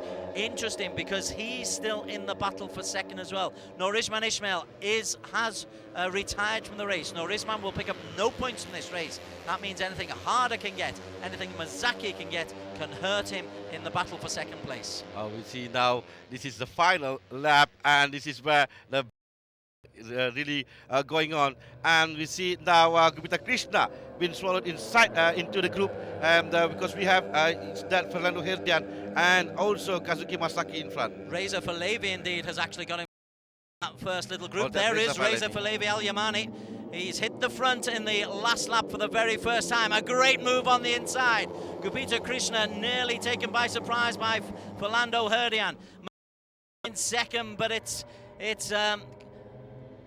gosh, it's anybody's race at the moment, because Reza is leading. Fernando's got into second, Gupita into third. Mazaki, crumbling a little bit under the pressure, has now dropped down into fifth place midway through the final lap of race number one. Gupita Krishna now up into second place. If he reaches second place, he will be there. And Harder has come from ninth into leading into the final last few bends of this. It's Gupita in second, Harder leading, Mazaki also. Gosh, this is anybody's race. Wow, this is very difficult for us to say, because now we have Gupita now leading the race. We had Harder for a moment in front of the group, and for Gupita Krishna, well, he wants to be in front. He wants to win this race and win the title in but it's not going to be easy for Gupita. Here comes, I think that's Reza Pahlavi in front, or is Tiger Harder? Yeah, Tiger Harder in the red. It's Reza Pahlavi in front, yes. It's Reza in front and Mazaki in third place. But all the while, Gupita is just following who wherever he's going. Now Tiger Harder, bike 93, go side again. Oh man, Gupita Krishna, he's got his eye on the into the final length, the final straight for the final time. This is anybody's race. They are chasing each other. They've got to go down. Gupita Krishna is down. Gupita Krishna is down in sight of the finish. He gets up to try and get it, but Reza Falevi wins it. Fajl Ahmed Fazli Shamli second, Rusman Fadli third, Fernando Herdian in fourth. And look at this, Gupita is trying to get his bike going once again to pick up points. The title was in his grasp, and now he has to somehow pick literally and push his bike the line. What a finale, and this competition continues to surprise. This is Gupita Krishna. He won't pick up any points because too many have gone ahead of him. No, he'll still pick up a point because 15 riders will pick up a point, and there are 14 riders on the grid, and there's no this man, so he'll finish 13th. Oh, well, what just happened? Falevi has taken the win. Fajl Ahmed Sham in second, Rusman Fadil in third, Herdian in fourth, but Gupita Krishna, who had the title literally in his grasp as we look at the final finishing line. Whoa, spectacular. Hopefully everyone's okay. I think it's bruised egos more than anything else, Harmy. Yes, for Gupita Krishna, I think he still win the title because I've not seen, because there's no Norizman. How Norizman wish he's still in the race right now, because this is really unexpected thing. Sensational action. You cannot make up that kind of finale. You are, a couple of hundred meters away from securing the title, and then you're just taken out in spectacular style. The only face-saving thing for poor old Gupita Krishna is that he's got one more race to compete in. Yes, and in the end, it's Reza Pahlavi Al Yamani with Ahmad Fadl Sham, believe it or not, in second place, and Rusman Fadil in third, Fernando Herdian down to fourth, and then followed by Effendi Rosli. Tiger Harder sixth. I thought Tiger Harder was there in front, but Kazuki Masaki. He's one. Mazaki was the other one. He's the one. Mazaki was the one who collided with him. Mazaki taking out Gupita Krishna. Finish is under investigation. We need to tell you that. So at the moment, these are unofficial results. The finish is under investigation. I don't think Reza Falevi has got anything to worry about. It was just what happened in the that melee, that absolute battle where everybody is looking just to make themselves secure. Listen, these are unofficial results. This race is under investigation. Reza Falevi takes first, Ahmed Fazl Sham second, Rusman Fadil third, and fourth. But the real drama was that last straight crash. We'll have more after the break. Really, don't go too far away.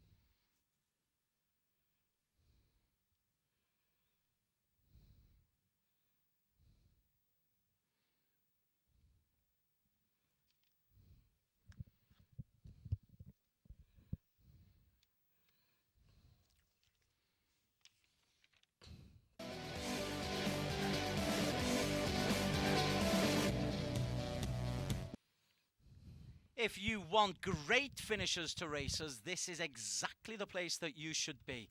We have just had the most incredible finale to the Underbone 130cc in the round 6 of the PETRONAS Asia Road Race.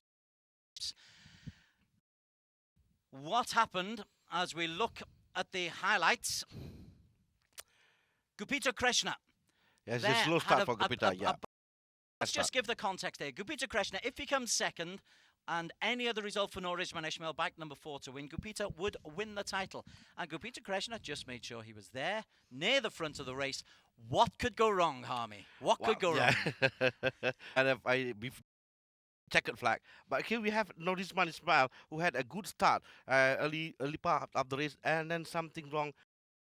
He's losing the speed and losing his engine, and slowly he's down at the back of the group. Okay, well, we're looking at Gupita there, and there were various others who took the lead. Philando Herdian, who's been really good for Phyto Factory Team, he came in well. The actual race winner, Reza Falevi, he did well, so 4 weeks, 4 rounds for them. But leading the way was Mazaki, Kazuki Mazaki. This is with 5 laps to go, so we have a huge group, and Tiger Hada, who started from behind on the grid, and he was there in front also. So the top 9 at it now is less than a second. So Afendi Rosli, who started from 13 on the grid, is leading he was leading the race at one point, and then we have but Gopita Krishna is still there. He's a second, third, and then lead the race, and this is Norizman out. Norizman Ismail would eventually go and retire. So all it needed for Gupita was, and he would win the title. Yes. That's all it needed. But he's surely he's going to cruise away. What can go wrong, Harmy? What can possibly go wrong? Now we were thinking about Gupita Krishna winning the race and winning the title in style in race one here in Doha, Qatar. With Notice My Smile already retired. This is, guys, you see number 36 doing very well here for Afendi Rosli, starting way back on the grid, but is now leading the race. But this is where it really began to bunch up. You can see all of the riders getting very, very very close. close. Yeah, It's very very close. competitive. We've seen them out there before, really wanting to win, jostling for position. It's very physical up there, but Gupita's leading the way. What can possibly go wrong, Harmy? What can possibly go wrong? Well. So, this is Rizaf Pahlavi Al Yamani is in front, and that's Ahmad Fazrul Sham. Now, is coming there in front for Ahmad Fazrul Sham. Now, we are now in the last lap. We're on the last lap. We're on the back end of the last lap. We've got the man in black for the title. It's getting congested. Look in the screen now. Look at the agony. Gupita in the black and green. The title is his until he hits the deck. That's Mazaki who takes him out. Now then, what drama. If he gets no points, the title race is on. But you look at them. They're chasing after their bikes. Forget that Reza Falevi's won it. This is the fella. If he can cross the line, he will pick up points. And those points, unofficially. Yes, the point will be crucial for Gupita Krishna.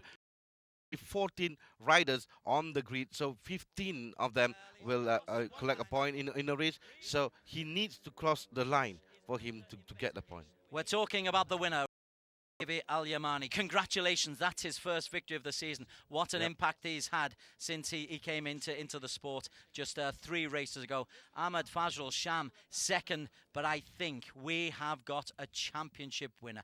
Let's though first enjoy the podium ceremony and the top 3, which is Reza Falevi, Fazrul Sham and Rusman Fadil. Ladies and gentlemen, now we stand for the national anthem of the winner.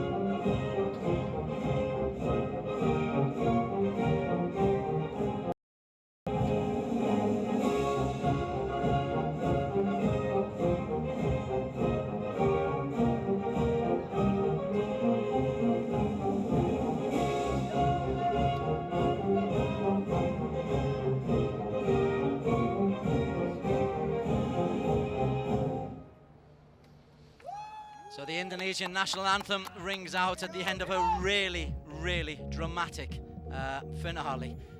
Reza Falevi, victory of the season, which is a pretty impressive performance. He only joined the will take him close to 50 points, 46 points. He's not going to be involved in the title race.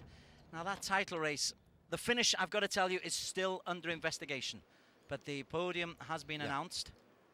Yeah, the podium will still goes on. Finish is still under investigation. But anyway, I think that we cannot take it away from Reza Pahlavi Al Yamani. He had a good race in race 1 here in Doha, Qatar, and he won it here before 2010, beating Rapid Tavan Sucipto, which was very difficult at that time. he did just that. So I think it's a good race for Reza Pahlavi. Mohammed Amin Damanis from Petronas is the man who's handing out the prizes to Rusman Fadil. This is Rusman's first appearance on the podium. Yes, the first time that he mentioned his name on the podium, and well, we did not mention at all his name on the grid or in the race, and this is the first time for all of these top three riders. We mentioned that Ahmed Fazrul Shami's not had the best of seasons, but he's ended up on the podium. There you go. Take that away from me. It may well have been really congested at the end. There may be a crash. I actually understand there's oil on the track, so we might be delayed just a little bit for the start of the 600 cc's. But Reza Pahlavi Al Yamani, what a terrific result for him.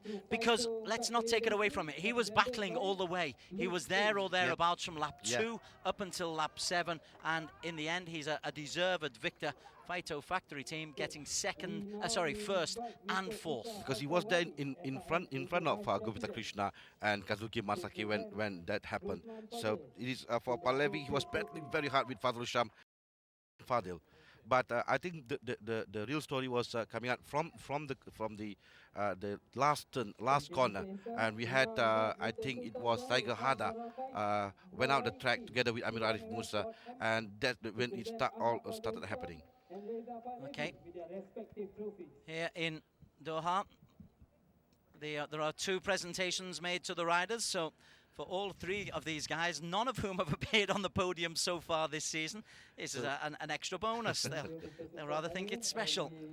Quite right it is as well, but it was a special finale. Now, we're still working out the permutations. The finish is still under investigation, but the result stands. My reckoning is that Gupita Krishna won the title. We will get confirmation in just a moment. But those 2 points, him pushing the bike over the line, has won in the title. What a spectacular way to... Well, it's something that, well, it must be very special for a rider to do just that. For you to push your bike across the finishing line, for you to win the title and to be last in the race, but still win the title. It's remarkable. These are the 3 guys who've won the race, and yet we're not talking about them. Feel sorry for Reza Pahlavi. Sorry, fellas, but the story is that last sprint clash. As I tell you what, the workers are working hard to clean off the oil. Yes. So we've been working very hard. We waiting. So this is the results first. I mean, the championship standing. I understand. Right. Is this right? 141, 118. 25 points. What's the difference? That was beforehand, wasn't it? Yeah. Yep. Okay. We'll need to do my sums. Tiger up into 3rd. Kazuki Masaki on points. Well, it's not. Look further down. Fernando Herdian on 42 points. Rusman, he'll be happy there. He's up onto 40 points. That 3rd place on the podium. I'm still trying to work it out whether or not Gupita has won it. We've had no official results yet. It's 141 and 118. It's 23 points. Certainly is so, indeed. The title is still alive. So, oil on the track. See the guys working on it feverishly. Oil on the track. It was a horrific coming together. Thankfully, neither of the riders was badly injured. This is the incident. Center of it is leaning over. He's trying to be a little bit physical, and you see the sparks flying. Hard as the meat in that sandwich. In fact, we have 3 riders involved in that incident, but two of the riders that really been hit hard from that. And there's how close it was at the finish line as they look back, and my eyes are drawn to the 2 guys sprinting after their bikes, because they've had to sprint maybe 30 meters or so. The result is still under investigation. Is still being wiped clear off the track. It's an unusual, it's a remarkable situation. 23 points between Norisman and Gupita Krishna now. Well, Norisman might be thinking is how this could be good for him. He's still in the race just Hey, now. hey, let's go to the press conference. While the press conference is on, we'll just try to work out all the permutations, but it's been a terrific, terrific day already in the Underbone 130. We are here with the podium winners from the Underbone 130cc Race 1 for round 6 of the PETRONAS Asia Road Racing Championship at Losail, Qatar. In first place, we have Reza Faldivi Al-Yamani from Faito Factory Racing Team. In second place, Ahmad Fazrul Sham from Harian Metro YTEC SCK Honda Racing. In third place, Rusman Fadil from JRA R7 IRC NHK Jatim Racing Team. Reza, congratulations on your first win here in the ARRC. How do you feel winning for the first time here at Qatar? Oke, pada saat balapan tadi saya itu punya strategi yang sangat saya persiapkan dari lap-lap awal. Soalnya motor saya lumayan settingannya bagus, pas banget buat race satu ini. It was a very surprising end to the race. In race last finish straight with a big crash from some of the riders. Did you see what happened? Nah, tadi pada saat masuk R terakhir itu udah fight terlalu keras dan saya coba mundur dulu, dan setelah saya mundur di depan itu pada fight cas gitu, dan saya juga kena motornya Gupito ke motornya saya, tapi saya langsung ya gitu. Thank you and congratulations, Reza. And for Fazrul, this is also your first podium this year for your team and back here in the ARRC. So how was your first race here at Qatar? First kali saya terima kasih kepada tim saya SCK Racing dan syukur alhamdulillah dengan rezeki ni. First race tadi saya cuba untuk berada di kelompok depan, tapi keadaan memang susah dan mungkin motor saya dalam keadaan bagus tadi. Saya rasa dalam keadaan race tadi kami cuma hanya boleh beri komitmen 80% kerana di dalam corner banyak keadaan yang, jadi last lap tu mungkin kami bernasib baik lah kerana Gupita dan Kazuki jatuh lah. So for Reza, he was behind the crash and he managed to avoid it. Where were you during the last final straight? Kalau ikut pada last corner tadi, saya keluar mungkin dalam group tu saya second last. Saya tengok memang jarak untuk ke finishing memang agak jauh, dan saya rasa dekat situ mungkin advantage pada orang belakang. Dan mungkin rezeki kami lah kerana Gupita dan Kazuki, kalau saya rasa kalau tak jadi kejadian tu, result dia mungkin lain sikit lah. Thank you, Fazrul. And Rusman, your first podium here as well, your first time racing here in the night race at Qatar. Can you tell us how was your experience today? Oke, saya terima kasih JRA ya, karena tim JRA saya bisa sampai di sini. Ini juga yang kedua kali kemarin di Buriram sama di sini. Terus ya, saya sangat senang bisa podium. Balap wildcard, saya dapat podiumnya, yang bikin saya senang. Jadi saya dari awal tadi cuma ngikut, pas lap terakhir baru saya ngambil kesempatan di situ. Okay, thank you, Rusman, and congratulations to all our winners. Okay, well, after the drama, we're still trying to work out the permutations in the Underbone 130, and we're still wiping oil off the track. We'll be back in just a few moments' time for the 600cc Supersports. This is dramatic PETRONAS Asia Road Racing Championships.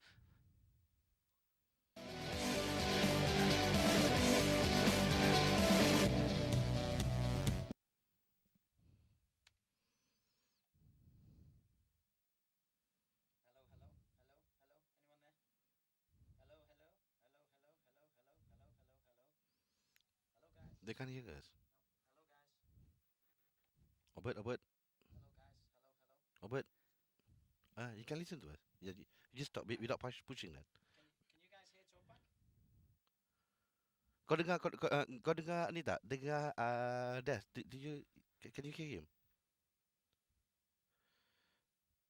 Oh, okay. Now, okay. Now can you listen to Des? 3, 4, 5, 6, 7, 8, 10. Okay, Des. Let go of that. Okay, now can you talk? Okay, on air. Hey guys, the graphic that we put up for the standings is wrong. Because the title has been won now by Gupita. Because he should, Gupita should be 150 points now because he picks up not 2 140. points. Not 141. Should be 150. Yeah.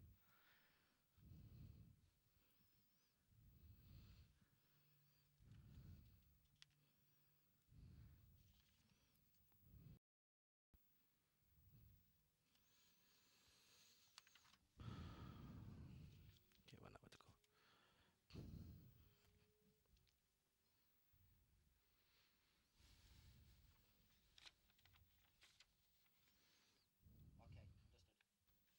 Understood. He's champion. He's champion.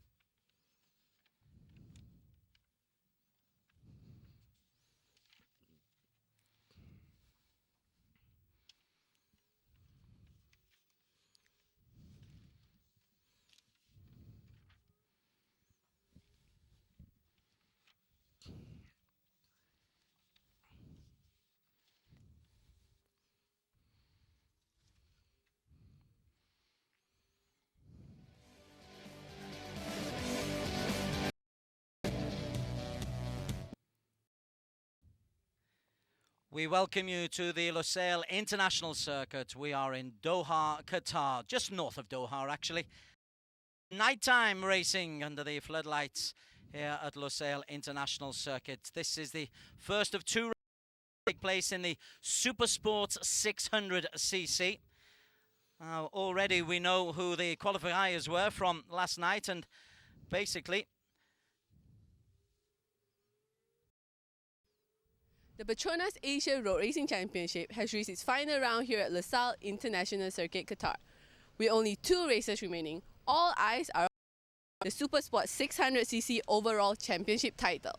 With 50 points up for grab, only 37 points separate 6 riders: Katsuaki Fujiwara, Yuki Ito, Zakwan Zaidi, Makoto Tamada, Tomoyoshi Koyama, and Zamri Baba. With all this hype, we went around the paddock in search for some predictions. And here's what we found.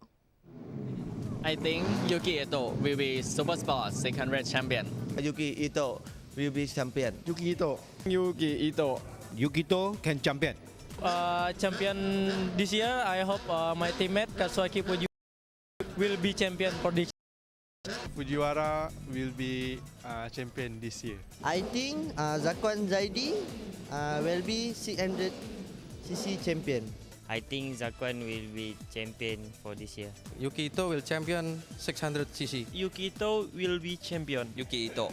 Yuki Ito. I think Ito will be this year's champion. Maybe Fujiwara champion this year. Katsuaki Fujiwara will be 600 champion. Katsuaki Fujiwara. Katsuaki Fujiwara will be champion. Zakwan for win at the championship because Honda. I think Zakwan Zedi can champion in this race. I think Fujiwara can win this year. Zakwan champion 600 this year. Even Zakwan number 3, he still can be a champion. Thank you.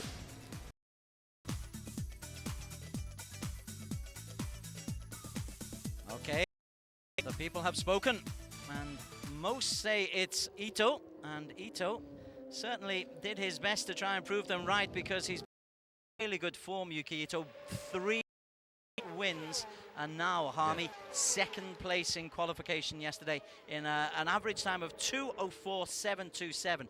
If you're hitting the 2:04s around this track, you're going very quickly. Yes, indeed, because fastest time last year was 2:05, and now this year we have five riders did a 2:04. This year did below 2:05. Well, this is qualifying yesterday, and early part we have Zamri Baba who set fastest time with Zakwan Zaidi. Zakwan did the fastest time first, followed by Zamri Baba, and they stayed there for quite some time. All eyes on Fujiwara, Zamri Baba, Zakwan Zaidi, and also Makoto Tamada, together with Koyama. And at this time, Zamri, he just did 2 minutes, 04, 7:43 seconds. Yeah, until the riders went out in the last 5 minutes or so. Yeah. It was going to be a Malaysia 1-2 because Zamri was on 2:04, 7:43, Zak on 2:04, 8:51. Fujiwara came. Needs the point. He's the championship leader, but he's falling away. He's fallen off. Will these cooler conditions suit Fujiwara? Yes, it can. It sure will. But this is not the track that favors Fujiwara in the past. Back in 2012 and 13. In 12, he lost to his competitor Kiyonari here. Last year, he lost to Adlancha here. So, but this year, he is very highly determined to win the title, to win the race here, and to win the title because this is his final season, final race in motor racing. But Yuki Ito, we mentioned 3 straight wins. Earlier on in the year, it looked like Fujiwara's title to lose, and then Ito has almost come and taken away from him. There's just 7 points separating Fujiwara in first place on 147 from Ito in second on 140. Inagaki, well, when was the last time Inagaki was on pole? The 42-year-old has really taken everybody by surprise.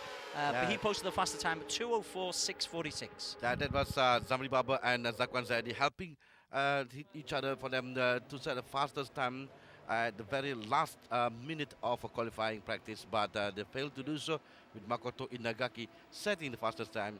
Even he looked surprised by setting the fastest time yesterday, with Yuki Ito second on the grid. Zamri and Zakwan will be third and fourth. So Inagaki upsetting everybody, and I think there was a real surprise as well for the wild card entrants. The wild card entrants who came in today, the likes of Titipong and Raffin, the Swiss, they were expecting, I think, to come in and really well, especially wipe the floor. Yeah, Brock Parks, Jesco Raffin. Raffin is a champion of Moto2 in the CEV Championship, Spanish Championship. Titipong Warakon from the World GP, and together with Brock Parks also. But as you can see, this is.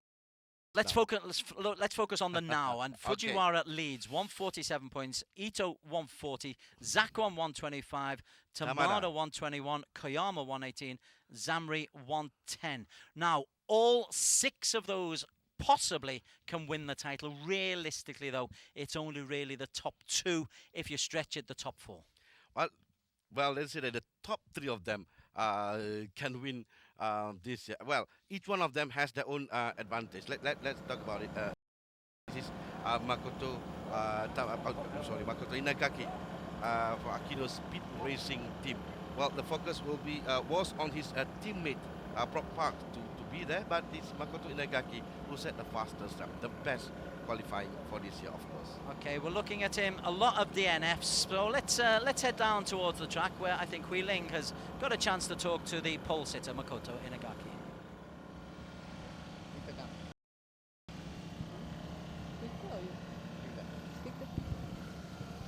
Okay, we are here on the pole position rider, Makoto Inagaki. So, do you feel confident that you can compete with the usual top riders here in race 1?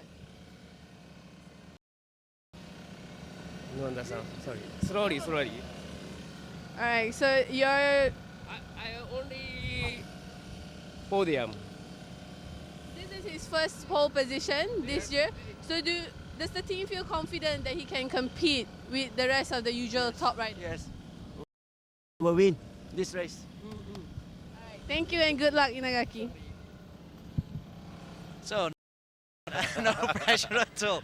We feel he will win. Simple as that. So you better go out and do it, young fella. This is the man now on the track, This is the man that everybody said that this is his year. Yuki Ito from the PETRONAS Honlyong Yamaha, a young rider from Japan. As 23 years of age, the temperature down to 23 degrees Celsius. And P2, he was P1 in Suzuka, and he won his first race in Suzuka and both races in Buriram, Thailand. Well, we thought that the DNFs had really hurt him, but 3 wins on the spin makes a heck of a difference. 140 points in the championship, another 50 up for grabs today. Zamri Barber, who's had a reasonably consistent season, Yes. Zamri, until, of course, he had the injury. Yeah. He was the leader of the championship coming to Suzuka. He had a good race starting from 12, and then he was in front, finishing in front in race 2 in Outer Police, but going to Suzuka, huge crash. Well, he failed to collect any point in 3 races. Yeah, the DNS leg, it's hurt your chances, and then he didn't complete the first race in Thailand. He did get back on the podium or in the points for the second race, but the damage literally and physically have been done. Let's look at some of the previous champions, and there's some big names here. Obviously, Aslan Shah Kamruzaman last year won both race 1 and race 2, and I mean, it's basically the place where you crown your champions. Yeah, for Aslan and for Kionari in 2012. 2011 it was for Fujiwara, but Fujiwara, well, he did so well the whole season. Hafiz Sharin won in race 2 that year. 2010 it was from Thailand, the winner, the champion from Thailand, Chalampol Polama, won both races here in Qatar. So they're the previous winners as we move on to the second row of the grid, and this is Zakwan Zaidu, who for such a long time had got himself into a really good position. Again, Zakwan, he's 3rd in the championship standings, 125 points, 22 points off the lead. Is it possible? Yes, it's still possible for Zakwan the race in race 1, simply because he had Makoto Tamada and Zamri Baba to help him, his teammate, to help him in the race. And for the Honda team, they did well here last year through Aslan Chakamor Zaman, and also in the year 2012 through Richo Kionari. So it's been a good track, suit the Honda, especially during the corners. And this is number 33, H.A. Yudhishthira. Well, you mentioned that it suits the Hondas, but they reckon it doesn't suit the Kawasaki's, simply because the distribution is a little bit different, and it's heavier on the tyres this track. The heavier on tyre, that what happened to Fujiwara in 2012, but they have speed at the high top end, especially the long straight here. They can go up to 270 km/h. So that's Yudhishthira down to the man who has, well, he'd love to go out in a blaze of glory. Yes, I mean, he's been such a breath of fresh air, Fujiwara, and if he can hold on, if he can pick up a win, or if he can get 2 podiums, he'll be the man. Yes, he's the man. I think he wants to win the title. He wants to win the race and the title, because this is his last season in racing, and he said that he's very, and he's seen that a lot of coming up, a new talent, and he brought a new culture to the Asian Road Racing Championship. And this is his final race, and he wants to win the title for Kawasaki and for himself. He will be a loss to the circuit. He's that kind of character off the track as well, always smiling, but ultra competitive when he's on it. And he, more than anybody, the threat that Ito, currently 2nd place, has got the 7 points between them. Fujiwara has a 7-point advantage. 7-point advantage, and mind you that 2 years ago he came here with almost the same over Ryuichi Kionari, and he lost the title at the very last race of the. Okay, let's look at Tamada. Tamada also likely to retire, also in the possibility in the title. He's in that group, in the top, and this is the closest ever title battle between the top 6 riders, and this is Tamada 7th on the grid, and he was 3rd in Malaysia and also in Suzuka. Not seen the best of Tamada yet. He's really. 26 points behind Fujiwara. He's 21 points behind. My sum's gone by. 15 points behind Ito. Yeah. As you can see, he's had 1 first, a 2nd, a 3rd, 2 4ths, and 2 5ths. So he's certainly got the ability to win back-to-back races here. He joined the race last year, but last year he was down to a lot of injuries. And this is number 91, the new blood of ARRC. Jakrit swung swat from AP Honda Thailand, and Jakrit one, as you can see, his results getting better and better in Japan, Thailand and P2 as well, and I think the best result is third now in Japan. Yeah, that's a good comment. The P2, P5, P2. That's very good. He's on the third row of the grid here, P7. Next to Jakrit is another Koyama. contender. Yes, this is Tomoyoshi Koyama. Koyama is 5th overall with 118 points, just behind Tamada, further behind Fujiwara, but he still has a chance mathematically to win the title. He's been in some terrific scraps. His recent form really good. In his last 6 races, 4 thirds and a second, plus that disqualification. But my word, he's been in some really good form. So that's Koyama. Let's not write him off. And Ratapong will start on the 4th row of the grid in 10th, the first of the ties. The second of the tie. The Ratapong will start from 10th. Of course, Jakrit's time. Ratapong, we look through his stats for the season. Good, consistent, 22 years of age. He'll regard this as a learning season. Is he good enough to get better? Yes, I think so. He was P1 in Thailand, qualifying in Buriram. When he finished 6th is a good result for a rider like Ratapong Wilarot. And alongside him is his Thai Honda Racing teammate. This is Suhathai. A former champion, Suhathai Chamsap, coming back to ARRC after a long time. He was a champion in the GB 125 back in the year 2000 and 2002 for Suhathai Chamsap. 32 years of age now. Best finishing position so far, 7th. That was last time out. Not sure about them. And then next to Suhathai, you've got another of the Japanese from the T-Pro Yuzi Honda team, Iwata. Yes, this is Satoru Iwata, teammate of Koyama in T-Pro Yuzi Honda NTS. Team combination of Malaysian and Japanese team. And Iwata is 12th. Well, talking about this year, again, this is the closest ever. Top 6, and well, the talks around the paddock is difficult for you to say who will have the advantage over in this race. Anybody at top 6, any one of them can win the title. Ahmad Fuad Baharuddin is next, the Petronas Hongliang Yamaha rider, 26 years of age. Sorry, number 26. He's had again one of those seasons where I think for a lot of the Malaysian riders, we hear so much about them, Harmy. We expect them to maybe perform better than they really are capable of doing. Maybe for Ahmad Fuad Baharuddin is back with his old team with the Hongliang Yamaha after with Kawasaki, and this is his former team, the Arrc Racing Kawasaki. This is Muhammad Farid Badr Hisham, who had a few seasons in the British Superbike Championship for Farid Badr Hisham, and his record not as what he wanted to be. Number 20 is Dimas Eki Pratama from Indonesia, and he did well racing in Santo, as we remember. For Dimas Eki Pratama, he will start a race 15 on the grid, Astra Honda racing team.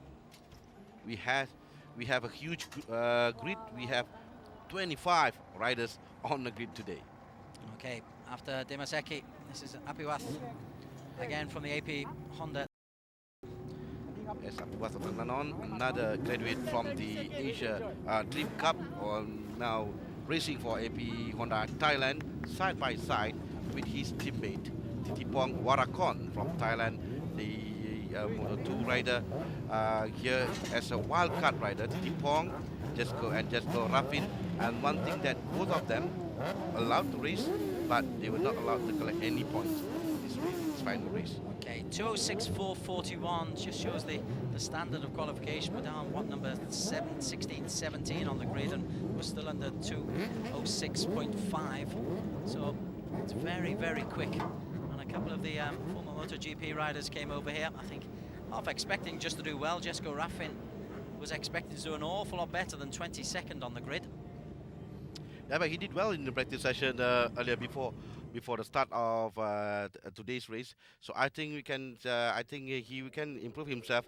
Brock Parks especially for the Aquino speed. Parks was on the podium last year in race 1, and he's fourth in race 2. So and this is again the grid. Okay, Inagaki, he led 2:04.646. Ito, championship on his mind. Zamri Barber, similarly. It's an outside chance for Zamri, it's an outside chance for Zakwan, but they'll be hoping Yudhishthira and Fujiwara, currently the championship leader. Look out for bike 37. Tamada's still in the action as well.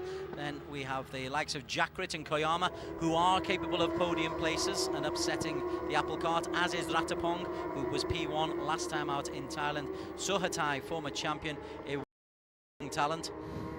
So on to row number 5, and then Ahmad Fuad Baharudin, Farid Badrul Hish, and Dimaseki, who is in the top 10 in the standings. The two Thais, Apiwath and Titipong. Haslan Shah Mohammed Noor on row 6. Row 7, Fadil Imamuddin, who won in Sentul, if I recall. Yep. Ahmed Afif Amran and Marks, one of the wild cards coming in, as is Jesko, Ifos Rianda and Michael Blair. And on row 9, from Saudi Arabia, Abdulaziz bin Laden.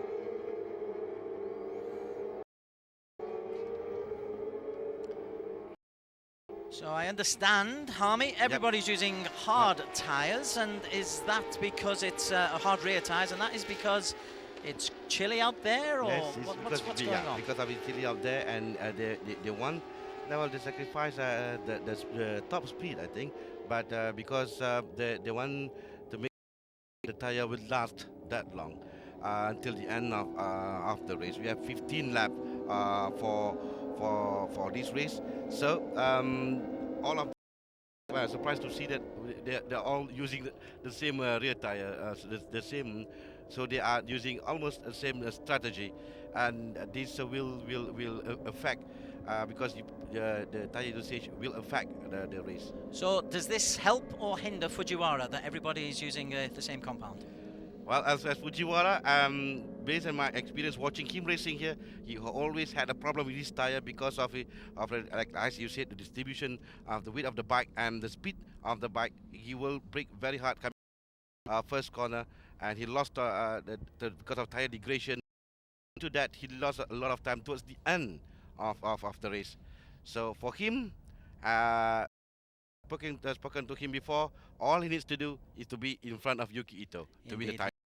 He does, yes. He will not care about anybody else. It's only Yuki Ito in his mind. But there is Yuki Ito, just going past the Kawasaki rider. I think that's not a little omen. So on the front row of the grid, we are all set. On the front row, we've got Inagaki, Ito, Zamri Baba. Second row, Zakwan, Yudhishthira and Fujiwara. Third row, Tamada, Jakrit and Koyama. They're the 9 who I think we're really looking at as the wind is blowing. Yes, even the camera is shaking right now. And we are off, and it's a superstar from Yuki Ito. Ito off quickest, although he's just being caught up as the wind once again is hurting at a headwind into Yuki Ito, but he will go into the first corner in first place. What a start from the Japanese. A splendid start by Yuki Ito. Superb move, getting past Makoto Inagaki in front of him. And now he is leading the race. Lap, and we have, I think, some where is Fujiwara is still there in front. Yeah. So we're still top 5, top 4, Fujiwara is still there. Yeah, Fujiwara actually 5th, just behind Zakwan and Zamri Baba, Inagaki and Ito. So the first 5 on the grid are still the first 5 in the race, but not in the order because Ito has gone from 2nd to 1st. And if he's got a chance of holding off Inagaki, as Zamri moves into 3rd, Zakwan is in 4th, and Fujiwara is in 5th. Well, there are 6 potential title winners, 5 of them filling the first on lap 1 of this 15-lap race. Interesting to see the strategy the team will use, because for Zakwan Zaidi, his teammate Zamri Baba and Makoto Tamada can help him, but Makoto Tamada and Zamri Baba also in that group in the top 6 to win, and they can win the title. As for Fujiwara, he has Heiichi Yudhishthira to help him to win the title. For Yuki Ito, well, he's alone out there in this race. Well, he's won 3 straight races, Yuki Ito. Last time out, he almost won from the very start. Yes. Oh, a man down. One rider down is the Kawasaki rider. It is Farid. Yeah, it's Farid Badrul Hisham. Farid Badrul Hisham. Yep, Badrul Hisham out of the race. He's number 83 for Kawasaki. But his teammate is still in the picture, Fujiwara. Yeah, he crashed last year as well for Farid and during the warm-up. So we have 15 laps to go. This is coming up in lap 2. So race for this time around. Okay, it will be Ito from Zamri, Inagaki, Yudhishthira, Zakwan, Koyama, Tamada, now Fujiwara.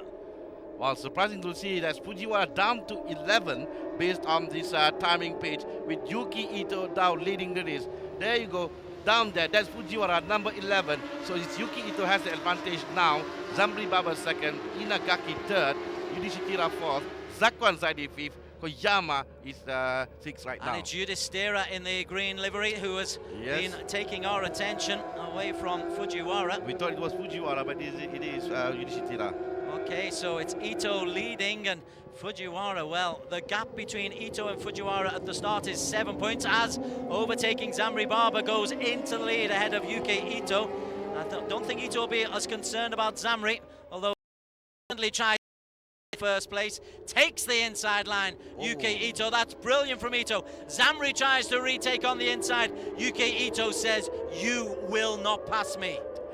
Beautiful move by Yuki Ito from the inside of Zamri Baba. Zamri will not be happy with that. Will try to get back his place.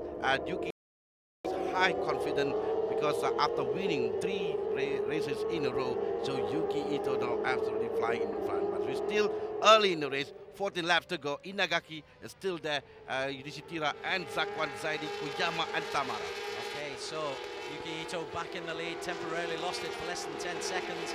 But the man who's really chasing him, Zamri, is again putting real pressure on him. Inagaki had such a wonderful qualification. He's hanging in there in third once again, going on the inside. Ito sleeping. Wonderful work once again from Zamri Baba. Back to his competitive best. He knows nothing less than a victory will do for Zamri. Going all out for it what early a on. fantastic move by Zamri Baba from the inside. Only, well, there's not much room for Zamri in that corner. He took it, and he's now leading the race. So going over at the end of lap 2, Zamri from Ito. It's a very, very short gap. In fourth place is Yudhishthira as Ito and Zamri competing on that tight first bend once again. Zamri holds on, Ito second, and if it's going to be like this, I'm going to be hoarse by the end of this race. Well, it's a surprise to see. Oh, and Zamri, a major tumble, and he's somehow recovered. What an astonishing recovery from Zamri Baba. His back end was taken out, but in the meantime, Inagaki and Yudhishthira take advantage.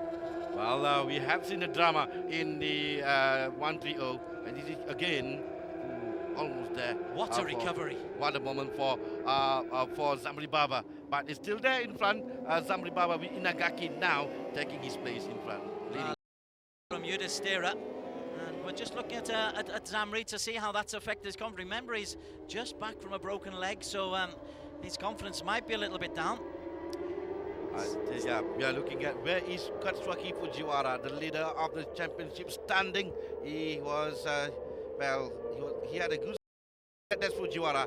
He is still in that group, but he is currently 11 behind Iwata, Villarot, Swansat, and Tamada. Well, he didn't have the best of starts. Yudhishthira in the Kawasaki is the man who's stolen the lead on him. Where we're looking at Fujiwara, he's just got to keep close to Yuki Ito. Perhaps he's nursing his tire. Fujiwara. Good point. Still 30 laps to go. He can push at the end of the race. He just makes sure that he's in this group. He stays in the group. He stays within the leader of the race. That's important for Fujiwara. So it's Inagaki who started on pole. Leads. We saw a shot there of Yudhishthira. Inagaki went a little bit sharp right. we're looking at the 11th place of the championship leader as they come down the home straight for the third time with 13 laps to go. This is Super Sport 600cc, but we have 11 riders now in the group in front. Less than a second between them. So Yudhishthira leads, Inagaki second, Zamri third, Koyama fourth, Ito down to fifth, Zakwan in sixth, seventh. And where is Fujiwara? He's still in 11th place. But Yudhishthira is the man in pole position. It's good for Kawasaki, but not for Fujiwara. Well, this is very interesting because Qatar leading the race, and it was Zamri, now Koyama up to fourth, Ito down to fifth, Zakwan in sixth, Tamada 7, and still 11, or is it 11 for Fujiwara? Yes, 11 for Fujiwara. It was indeed. And the pressure, as this is a very, very tight twisting. It doesn't look it from up top, it looks to be very flowy and smoothing, but you've got to bank really hard down. Just look at the work that Yudhishthira is having to work there. And Inagaki very close behind Zamri after that scary moment. Now Fujiwara, fastest lap, you made a great point. Is he just holding fire? Is he just holding back to make sure he's tired? Because he learned his lesson well after he had a problem in 2012 and last year. So this time around he did not start that fast, and now 12 laps to go. He's at the fastest time just now, and still at 11, I believe. Yes, in the race, 11 behind Ratapong Wilarot, but not very far, 0.1 second behind him. But he is holding on to that little group. He's at the end, so it's Kawasaki at the front and at the back of that group of 11.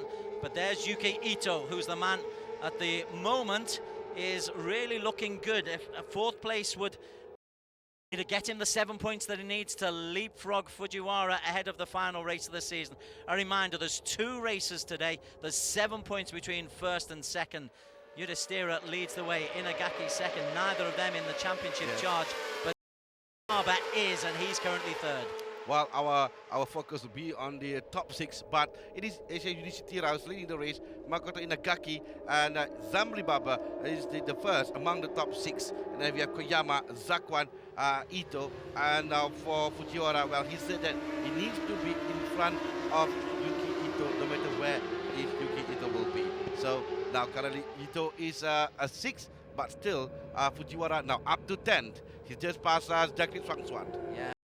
In front of him is being forced into quick, so this could well be a tactic from Fujiwara. This is his last appearance in the PETRONAS Asia Road Racing Championships. HA Yudhishthira leads the way, Zamri in third place. He's riding pretty comfortably and pretty conservatively, because it was almost a horrible error he made, Hami. Yes, he did for Zamri Baba, and still, I think recovering from his injury, but he's okay right now. He can race that well.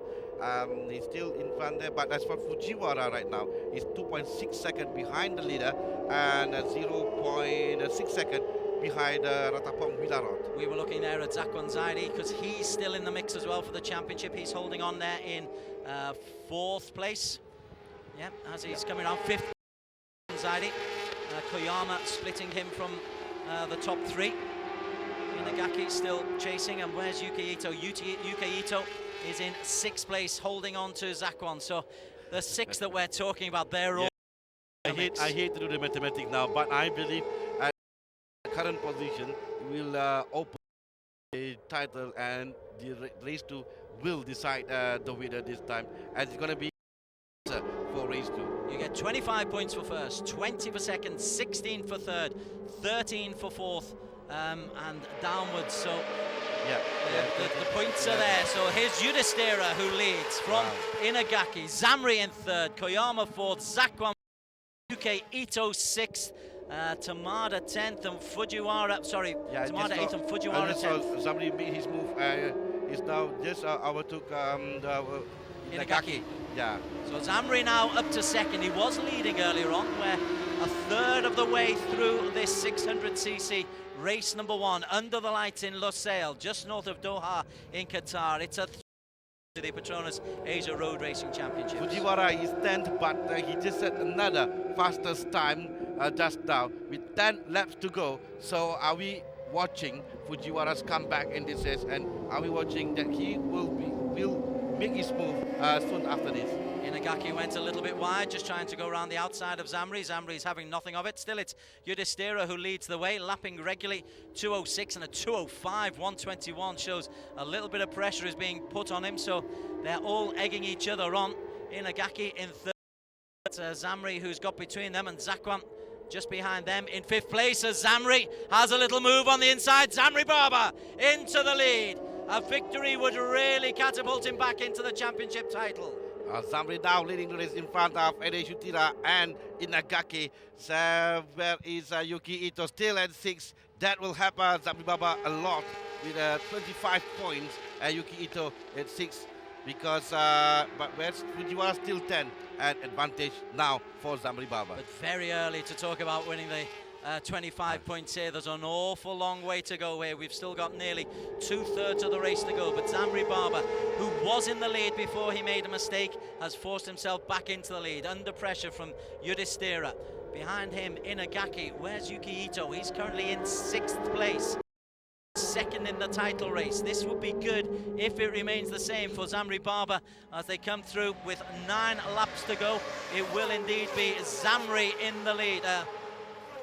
Yudhishthira's gone past Zamri Baba. Where did Yudhishthira get that straight speed from? Well, he caught up with Zamri, but Zamri's just held him off. Yudhishthira officially leading at the end of that lap. We have a top 10 riders in this group. Less than a second crossing the line just now. Top 6 is less than a second. We are watching the Super Sport 600cc, and it seems like the underbone category going on right now. Good point, well made as Zamri turns Oh, right. Zakwan, look at Zakwan's Zakwan. looking into 4th place, and he's dragged Yuki Ito along with him as well. So Zakwan in 4th, Yuki Ito up into 5th. Now the straight line speed of the Kawasaki's, that may well come into play. Yes, And into that's the final. For the Kawasaki, yeah, for Fujiwara. But I now watching now, Zakwan's already making his move. It is going to be easier for Zakwan to study here in Doha, Qatar. He needs to win the race. That's important for him. He needs to win the race, and hoping that Fujiwara and Ito will not finish in the top 5. But currently it's Zamri Baba who leads from the Indonesian Yudhishthira on the Kawasaki. Inagaki is still hanging on in there, the pole setter. He was in confident form yesterday, and he looks just on the inside of Yudhishthira. He decides not to go behind them. Dragged Ito, that means Koyama's dropped down now to 6th. As always, the question is, where is Fujiyama? Where's Fujiyama currently? Yes, Fujiwara now currently still well, it was 10th position, still there. He's still there, but he's 1.2 second behind the leader. He was at 2.6 second behind H.A. Yudhishthira. So perhaps this is a strategy played by the Kawasaki, because we have Yudhishthira in front there pulling all the other riders. Right behind this group, we have another Kawasaki rider, Katsuki Fujiwara. As we come across the start-finish line, it's Zamri from Inagaki, Yudhishthira, and Zakwan in 4th place. Look at Fujiwara move right now. They are trying to get past the 2 riders in front of him. He's currently 10th.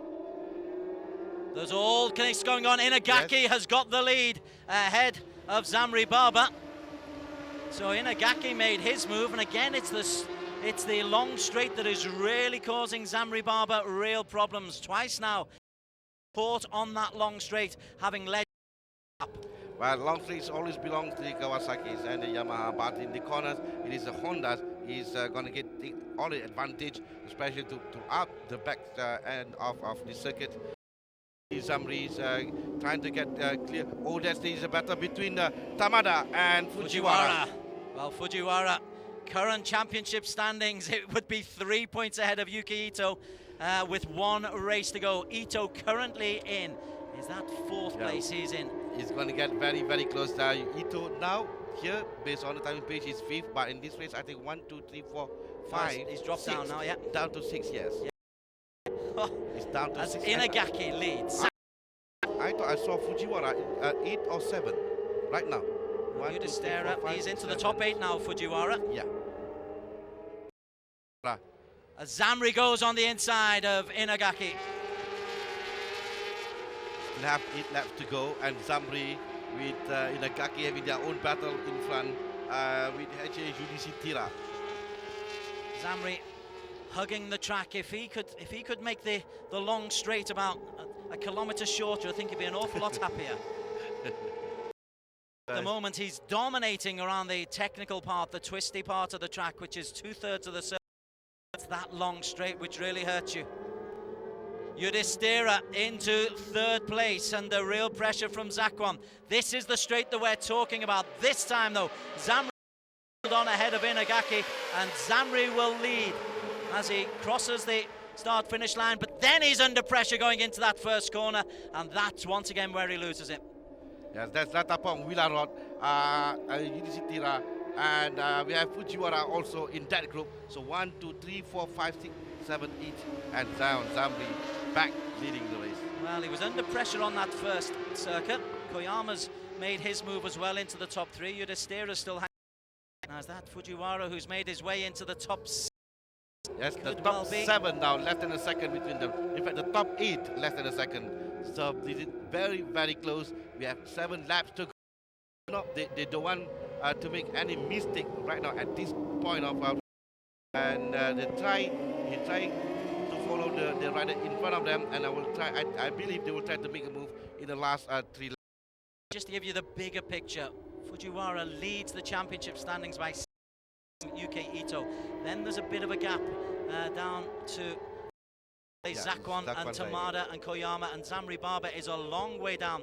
He's 37 points off the pace, so must win. Simple as that for Zamri Baba. For Zamri Baba, a win will only can help him, but he has Ratapong Wilarot right now, right behind his tail. And so this is Wilarot suddenly there, because we are watching at that time the Zakwan and Inagaki together with HAUDC Tira. And I think Zamri would like to have somebody like Ratapong as kind of a buffer between him and his real rivals. The more points that he can get and the more advantage he can get, so much the better. Yes. This is the battle for P1. It is Zamri, it is Ratapong. Yeah, he would love to win the race with Ratapong and Inagaki behind him. That will, yeah, as you say, a buffer between him and the rest of the other top 6 riders. Oh, Inagaki's back end just went away. Come once again with 6 laps to go. We're approaching the business end of this 600cc race number 1 in the Super Sports. This time Zamri is able to hold on, but it's at this stage where he normally gets caught and has trouble coming into this first corner. This time Zamri is able to hold his lead into that first corner, and that's encouraging for the Malaysian. Go and look at number 37 right now, because I believe he's currently in 6th or 7th place, and number 33 back in 2nd place. A good strategy played by the, and with Zamri still leading the race, Ratapong down to 3rd. Yes, this is the current standing with this position. Fujiwara 156, UK Ito 147. Because UK Ito has dropped down and down and down. There he is in the and green, so maybe it's worth focusing on UK Ito.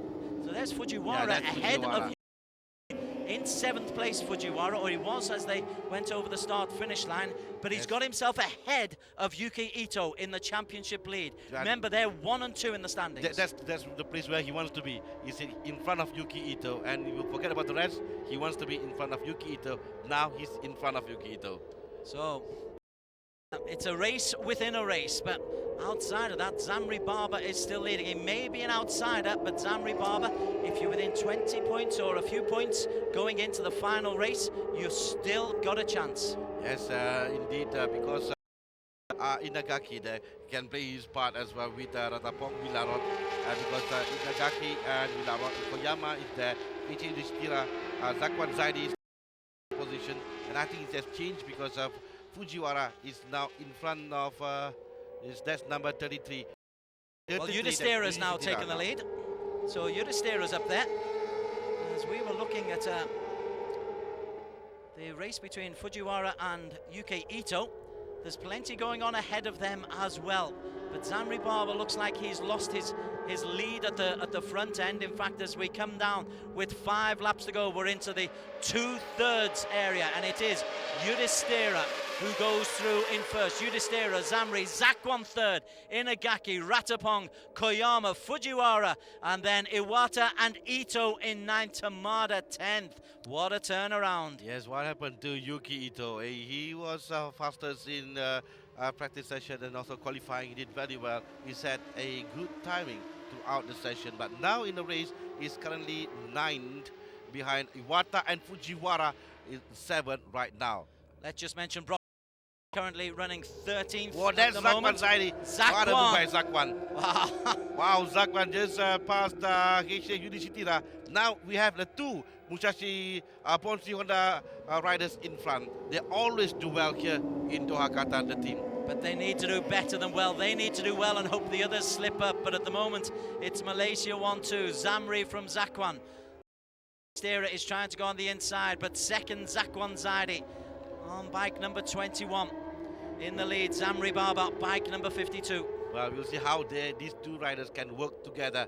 They have to work together to maintain the leading race and to be able to be there 1 and 2. But they're competing, aren't they, Harmy? They're genuinely competing. They are. But it's important for them to help each other. They have to work together. I mean, to be there in front now, because you can see how Yudhishthira is attacking them now behind in 3rd place. Not very far is that. Well, Ratapong 4th. Yeah. So there's the buffer for the two Malaysian Honda riders. Behind them, where is Fujiwara? Where is Yuki Ito? The answer at the moment is 7th and 9th respectively. The Hondas in front, the two Hondas of Zakwan, Zamri, and we have the Hondas of Ratapong Wilarod. Also the Hondas is doing quite well, but that's the Kawasaki down in 3rd place, attacking the two Honda rider. He is indeed. 4 laps to go. Zamri from Stera, Koyama, Inagaki, Ratapong, Iwata, and the two Honda boys hold on, but my word, they're having to work extra hard. This long straight and the first corner are really causing them problems. Yeah, we saw that the house will help me looking at the two riders, his riders in front there. Also Zakwan, they are in front right now. They have to stay there to battle up till the second race. To have a chance for Zamri even, he has to win. Well, so much for your teamwork, because Zakwan's now in the lead and Zamri second. What a race we're having, and Zakwan Zaidi has bided his time absolutely superbly. Now it's up to Zamri to hold off the challenge of Yudhishthira and Inagaki. Still behind them, we're looking Fujiwara and Yuki Ito. They're 1 and 2. As Zakwan, he's got a little bit of space between him and Zamri, and he's riding with real confidence, Zakwan Zaidi. Well, not many people will choose Zakwan Zaidi to win the race and to win the title because of the performance by Yuki Ito and the ability of Fujiwara in the race. But that's Zakwan Zaidi now leading the race with Zamri Baba, and this might well be Zakwan's year, because if he wins the race, then we have Fujiwara 8 and. Could put him within a couple of points going into the final standings. We're looking at Fujiwara and Yuki Ito. But if Zakwan wins, Zakwan would go up to 150 points. So Zakwan would be in the middle of that battle between Fujiwara and Ito. I hate to do the mathematics right now, because we have one rider is going wide behind. I think that's Inagaki, I think it was. Yeah, he was Inagaki. Which isn't good for Zakwan or Zamri, because he was one of the buffers. Yeah, they need Inagaki in there. They have still had a Yudhishthira who can. They need Iwata and Inagaki to be in between them with Fujiwara, Ito. Wilara also now helping them in front. So Zakwan and I think that's Zamri. It's Zamri's taking him, so Zamri's causing Zakwan problems. Again, it's that long straight causing the Honda riders all kinds of problems. Yudhishthira still hanging on in 3rd, the Kawasaki man. You know what? I think he's just holding back the Kawasaki man, and Yudhishthira knows he's got them on that final. I believe that's what they're trying to do right now. But it's advantage for the Honda riders in front. Well, it's good to see Zakwan and Zamri now they are helping each other, as I still believe they are doing that. But the Yudhishthira can do well, can help by staying there or trying to get past the two rider in front. Fujiwara is 8th, Yuki Ito is 9th, Zamri leads, Zakwan 2nd, Yudhishthira 3rd, Ratapong Koyama, Iwata. There's the cushion. Tamada in 7th place, Fujiwara 8th, Ito 9th, and those front 5 are pulling away. So there's potential big points at stakes here for Zakwan Zaidi and Zamri Baba if they can hold on the home straights. And once again, they're coming under intense pressure from Yudhishthira, but from Koyama, who's come out from nowhere. Yes, Koyama also is one of the riders. So it's currently now Koyama is Fujiwara. No, Fujiwara is and behind Ito ahead of Ito. Fujiwara. Yes. Oh yeah. 3 laps to go. Well, 3 laps to go. So many things happening on the track. It's going to be difficult for us right now to do the mathematics because we have Yuki Ito in front of Fujiwara, and the 2 Hondas in front that's leading is Zamri Baba and Zakwan Zaidi. We know the difference between Zakwan and Fujiwara is 22 points. Now he's in front there. He wants to win the race to gain 25 points today. Okay, 2 laps to go. We are in this home straight, which could be so crucial. It's Zamri who leads. Great camera work, boys. Zamri leads the way, but for how long is he going to be taking going into the corner? Zakwan is. Zamri leads, Ratapong 2nd, Zakwan 3rd, Yudhishthira, and it is getting mighty close amongst those front 3, but Ratapong is really proving to be a cat amongst the pigeons. Well, this is the time, the 2 laps to go. This is the time to make their move, and we saw Yuki Ito now leaving. There's a gap between Ito Fujiwara. That's important for Yuki Ito to be in front of Fujiwara. But in front there, we have 1, 2, 3, 4 or 5 riders now betting more than that. Now, this is better for P1. Well, Koyama's in there once again as Yudhishthira is ahead of Zakwan. Zakwan has dropped from 1st to 4th, and still Zamri Baba's leading the way. Yudhishthira has a little on the inside, becoming very aggressive with 1.5 laps to go. H.A. Yudhishthira. Well, that's not good for Zakwan. That's not the place that he wants to be.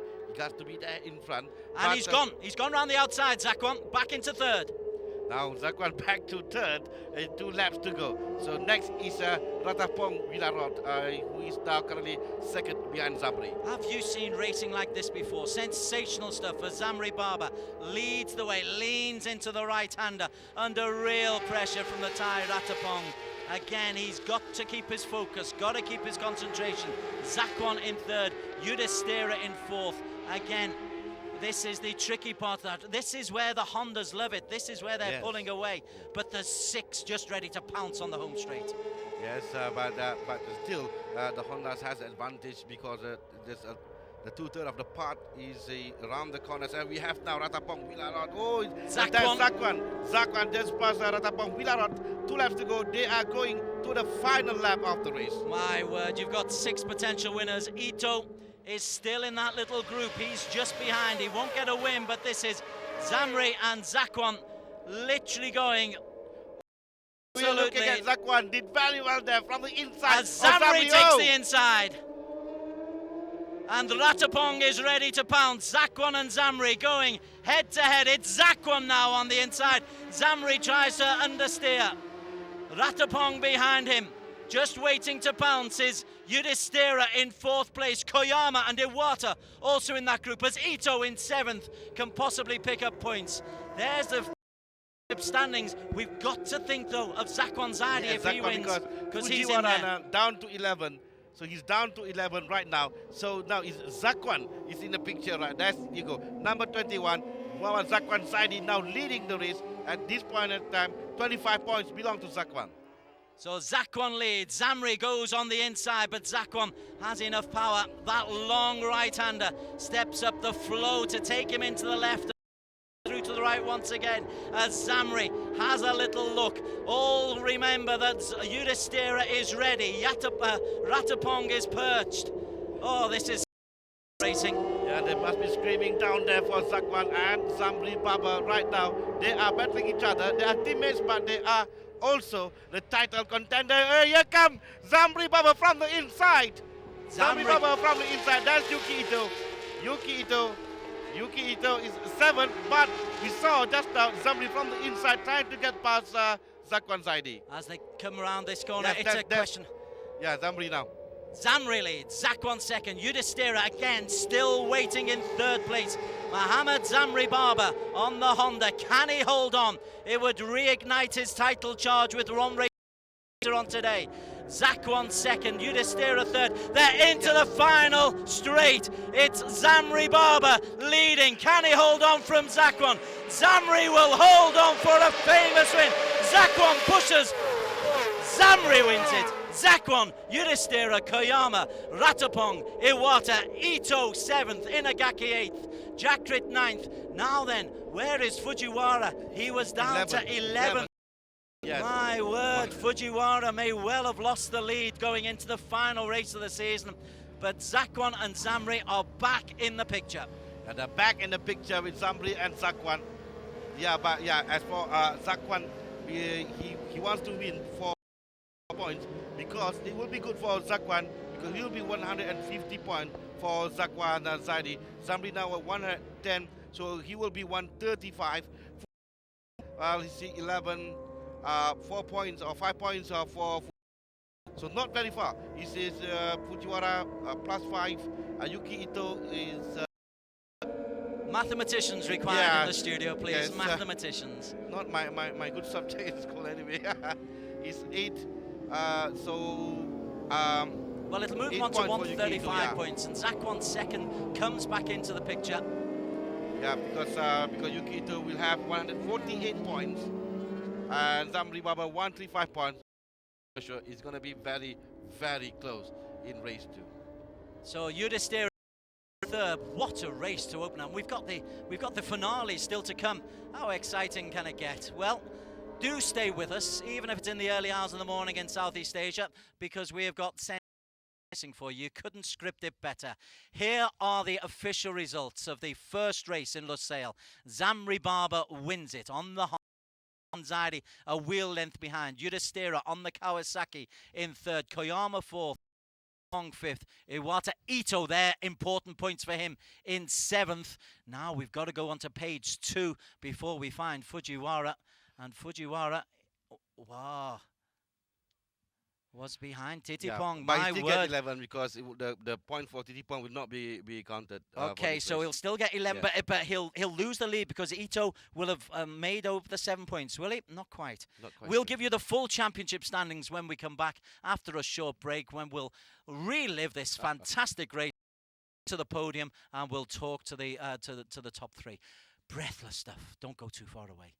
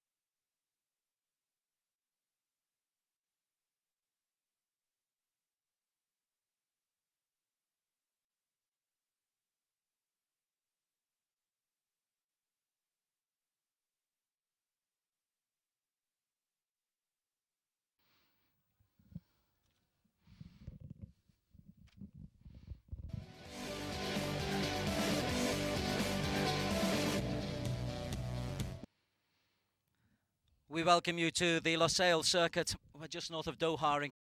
We have had remarkable entertainment in the first three races of the PETRONAS Asia Road Racing Championships.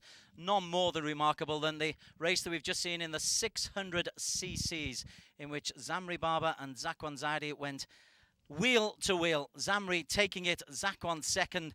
The championship race has been blown wide open, though. Yuki Ito, coming in 7th place, has a real chance of actually making a little bit of ground on Fujiwara, who came 11th. We'll give you the full picture in just moments. This is the scene. It's all peaceful now, but just a few minutes ago, these were the scenes as the Supersport 600cc got underway.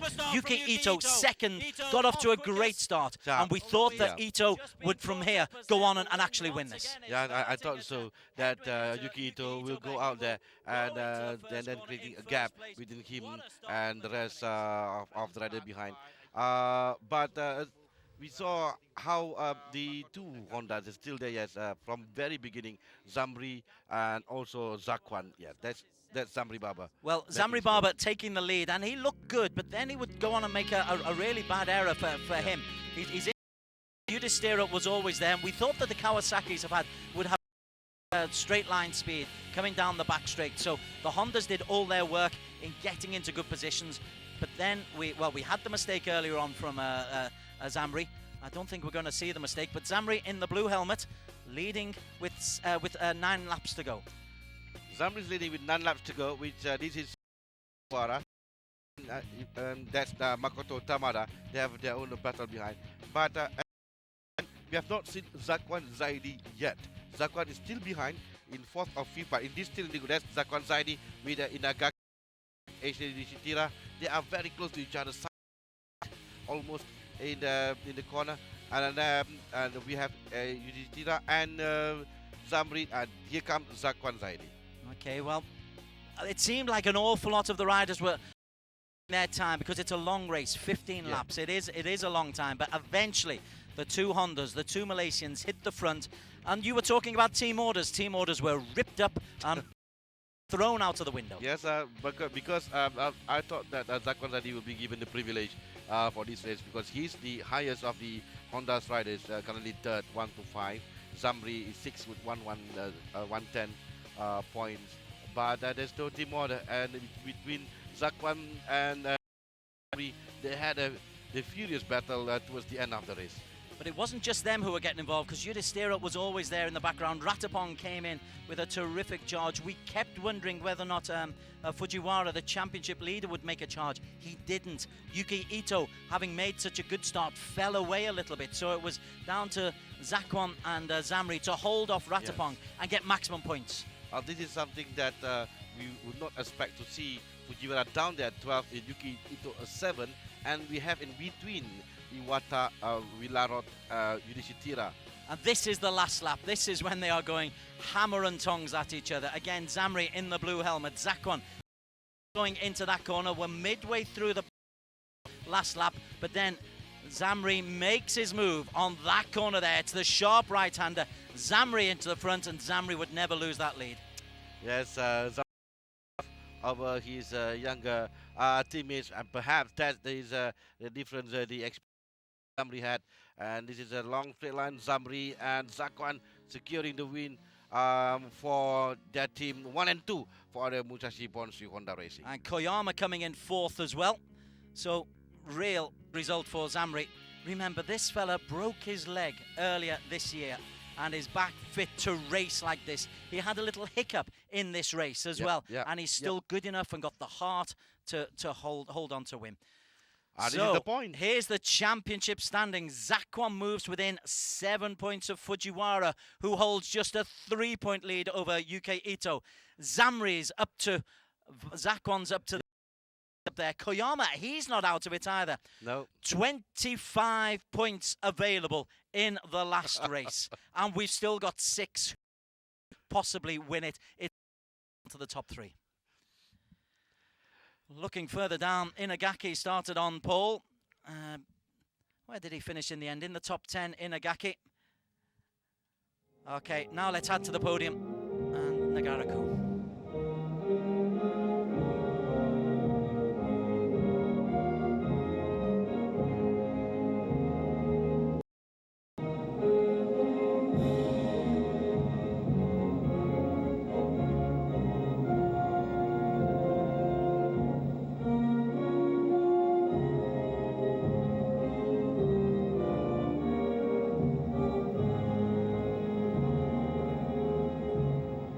Congratulations, Zamri Baba, Zakwan Zaidi, and Yudhishthira. Well, the look says it all, but Yes. he's still got a lot of work. Another race, and it's today. he's got no time to enjoy this. He's got to prepare himself and get ready. And as he's picking up the prize already, surely he's got to be thinking, okay, how do I prepare for a couple of hours' time? Well, only 1 hour, a couple of hours time before the second race of Super Sport 600cc. What a fantastic race for these two riders from Malaysia, from the Boshashi Bonshu Honda Racing, who had 1-2. I have spoken to the manager of that team right there, is Zuhelmi Ahmad, before the race, where he did not expect to see his two riders on podium at 1 and 2. And he said that he had believe his riders will have a good race today, but not only a good race, they are on top of the podium, 1 and 2 for his team. Sadahiko Matsumura, from the general manager of motorcycle tire company Sumitomo Rubber Industry Limited, is the man handing out the prizes. Again, the local awards being handed out as well.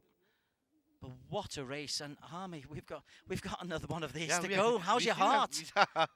We still have a second race after this, and that will decide the championship.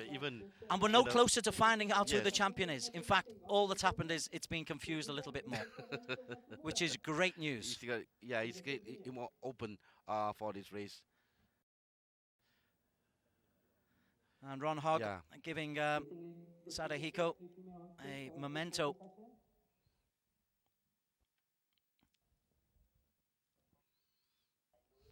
So what will this do to Fujiwara?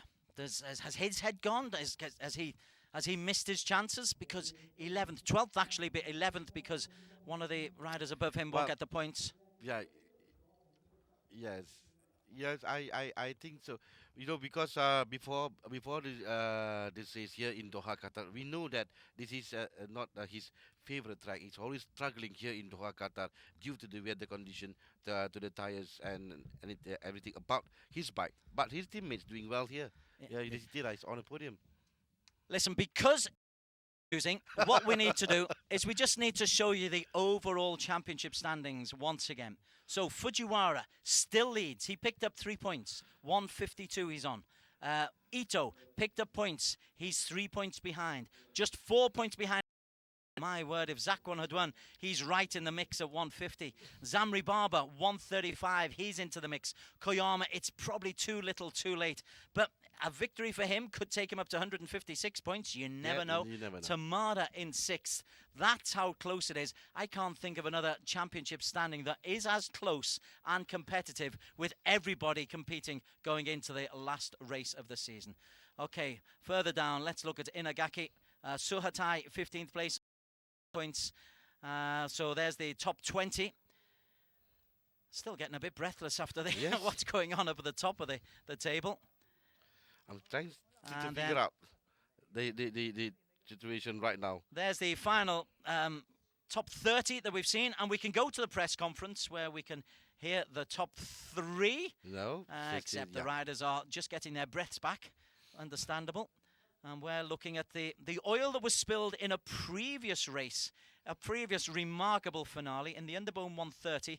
The leader, the championship winner, was thrown off his bike in the last 200 meters of the race. That's been the kind of drama that we've been able to give you here under the lights at Losail. We're out in the middle of the desert, but my word, it's red hot stuff.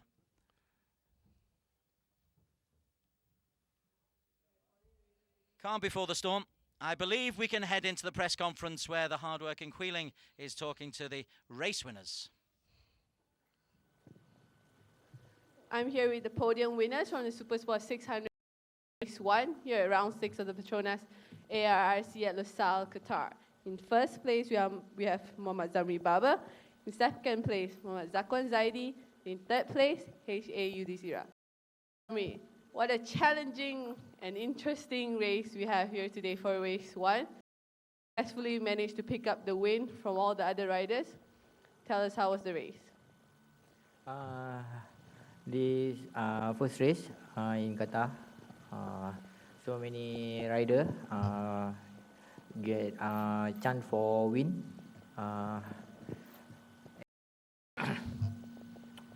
Firstly, I want to say thank you for my team, Honda Bunsasi Malaysia, my sponsor, Arrc, Taishi, dan terima kasih kepada kru, my manager Zuhelmi, also my family. After start not so good position during first corner. And then I continue my riding. I must check how many people my group, and then I think I get good confidence, good tire for Dunlop, and then after last lap, this my plan I want get Zakwan win, and then no, you know, I also I want win because after injury this I think this very good for my mental and physical, and then I continue for win this first race. Thank you, Zamri. Zakwan, as mentioned earlier, and as also mentioned by Zamri, spectacular overtaking by all the top riders in the Super Sport 600cc today. And it also brings the championship titles a little closer between the top 6 riders. So how was race 1 for you? I'm very happy. On my now I take another podium, so for me it's good. So fighting with Zamri, Judis, so I think very difficult to me. Every single lap I trying to 100%, but yeah, fortunately I'm so happy for today for this result. I want to thanks to my team, my crew, my family, and also for me, I hope second race I can take a good result. Thank you, Zakwan. Yudis, another amazing performance by you today as well. Managed to stay with the front group the entire time and even led the race today. How do you feel picking up 3rd place in race 1? Yeah, I feel I'm very happy. This is the first time me third podium. Then thanks to my team, all people support. Then I will keep moving forward for race 2 because I want the top 3 again for race 2. Thanks. Thank you, and congratulations all you guys. Brilliant racing. Good, calm interviews. There's race number 2 still coming later on today. We'll be back on your screens in about 50 minutes' time from Losail. Bye for now.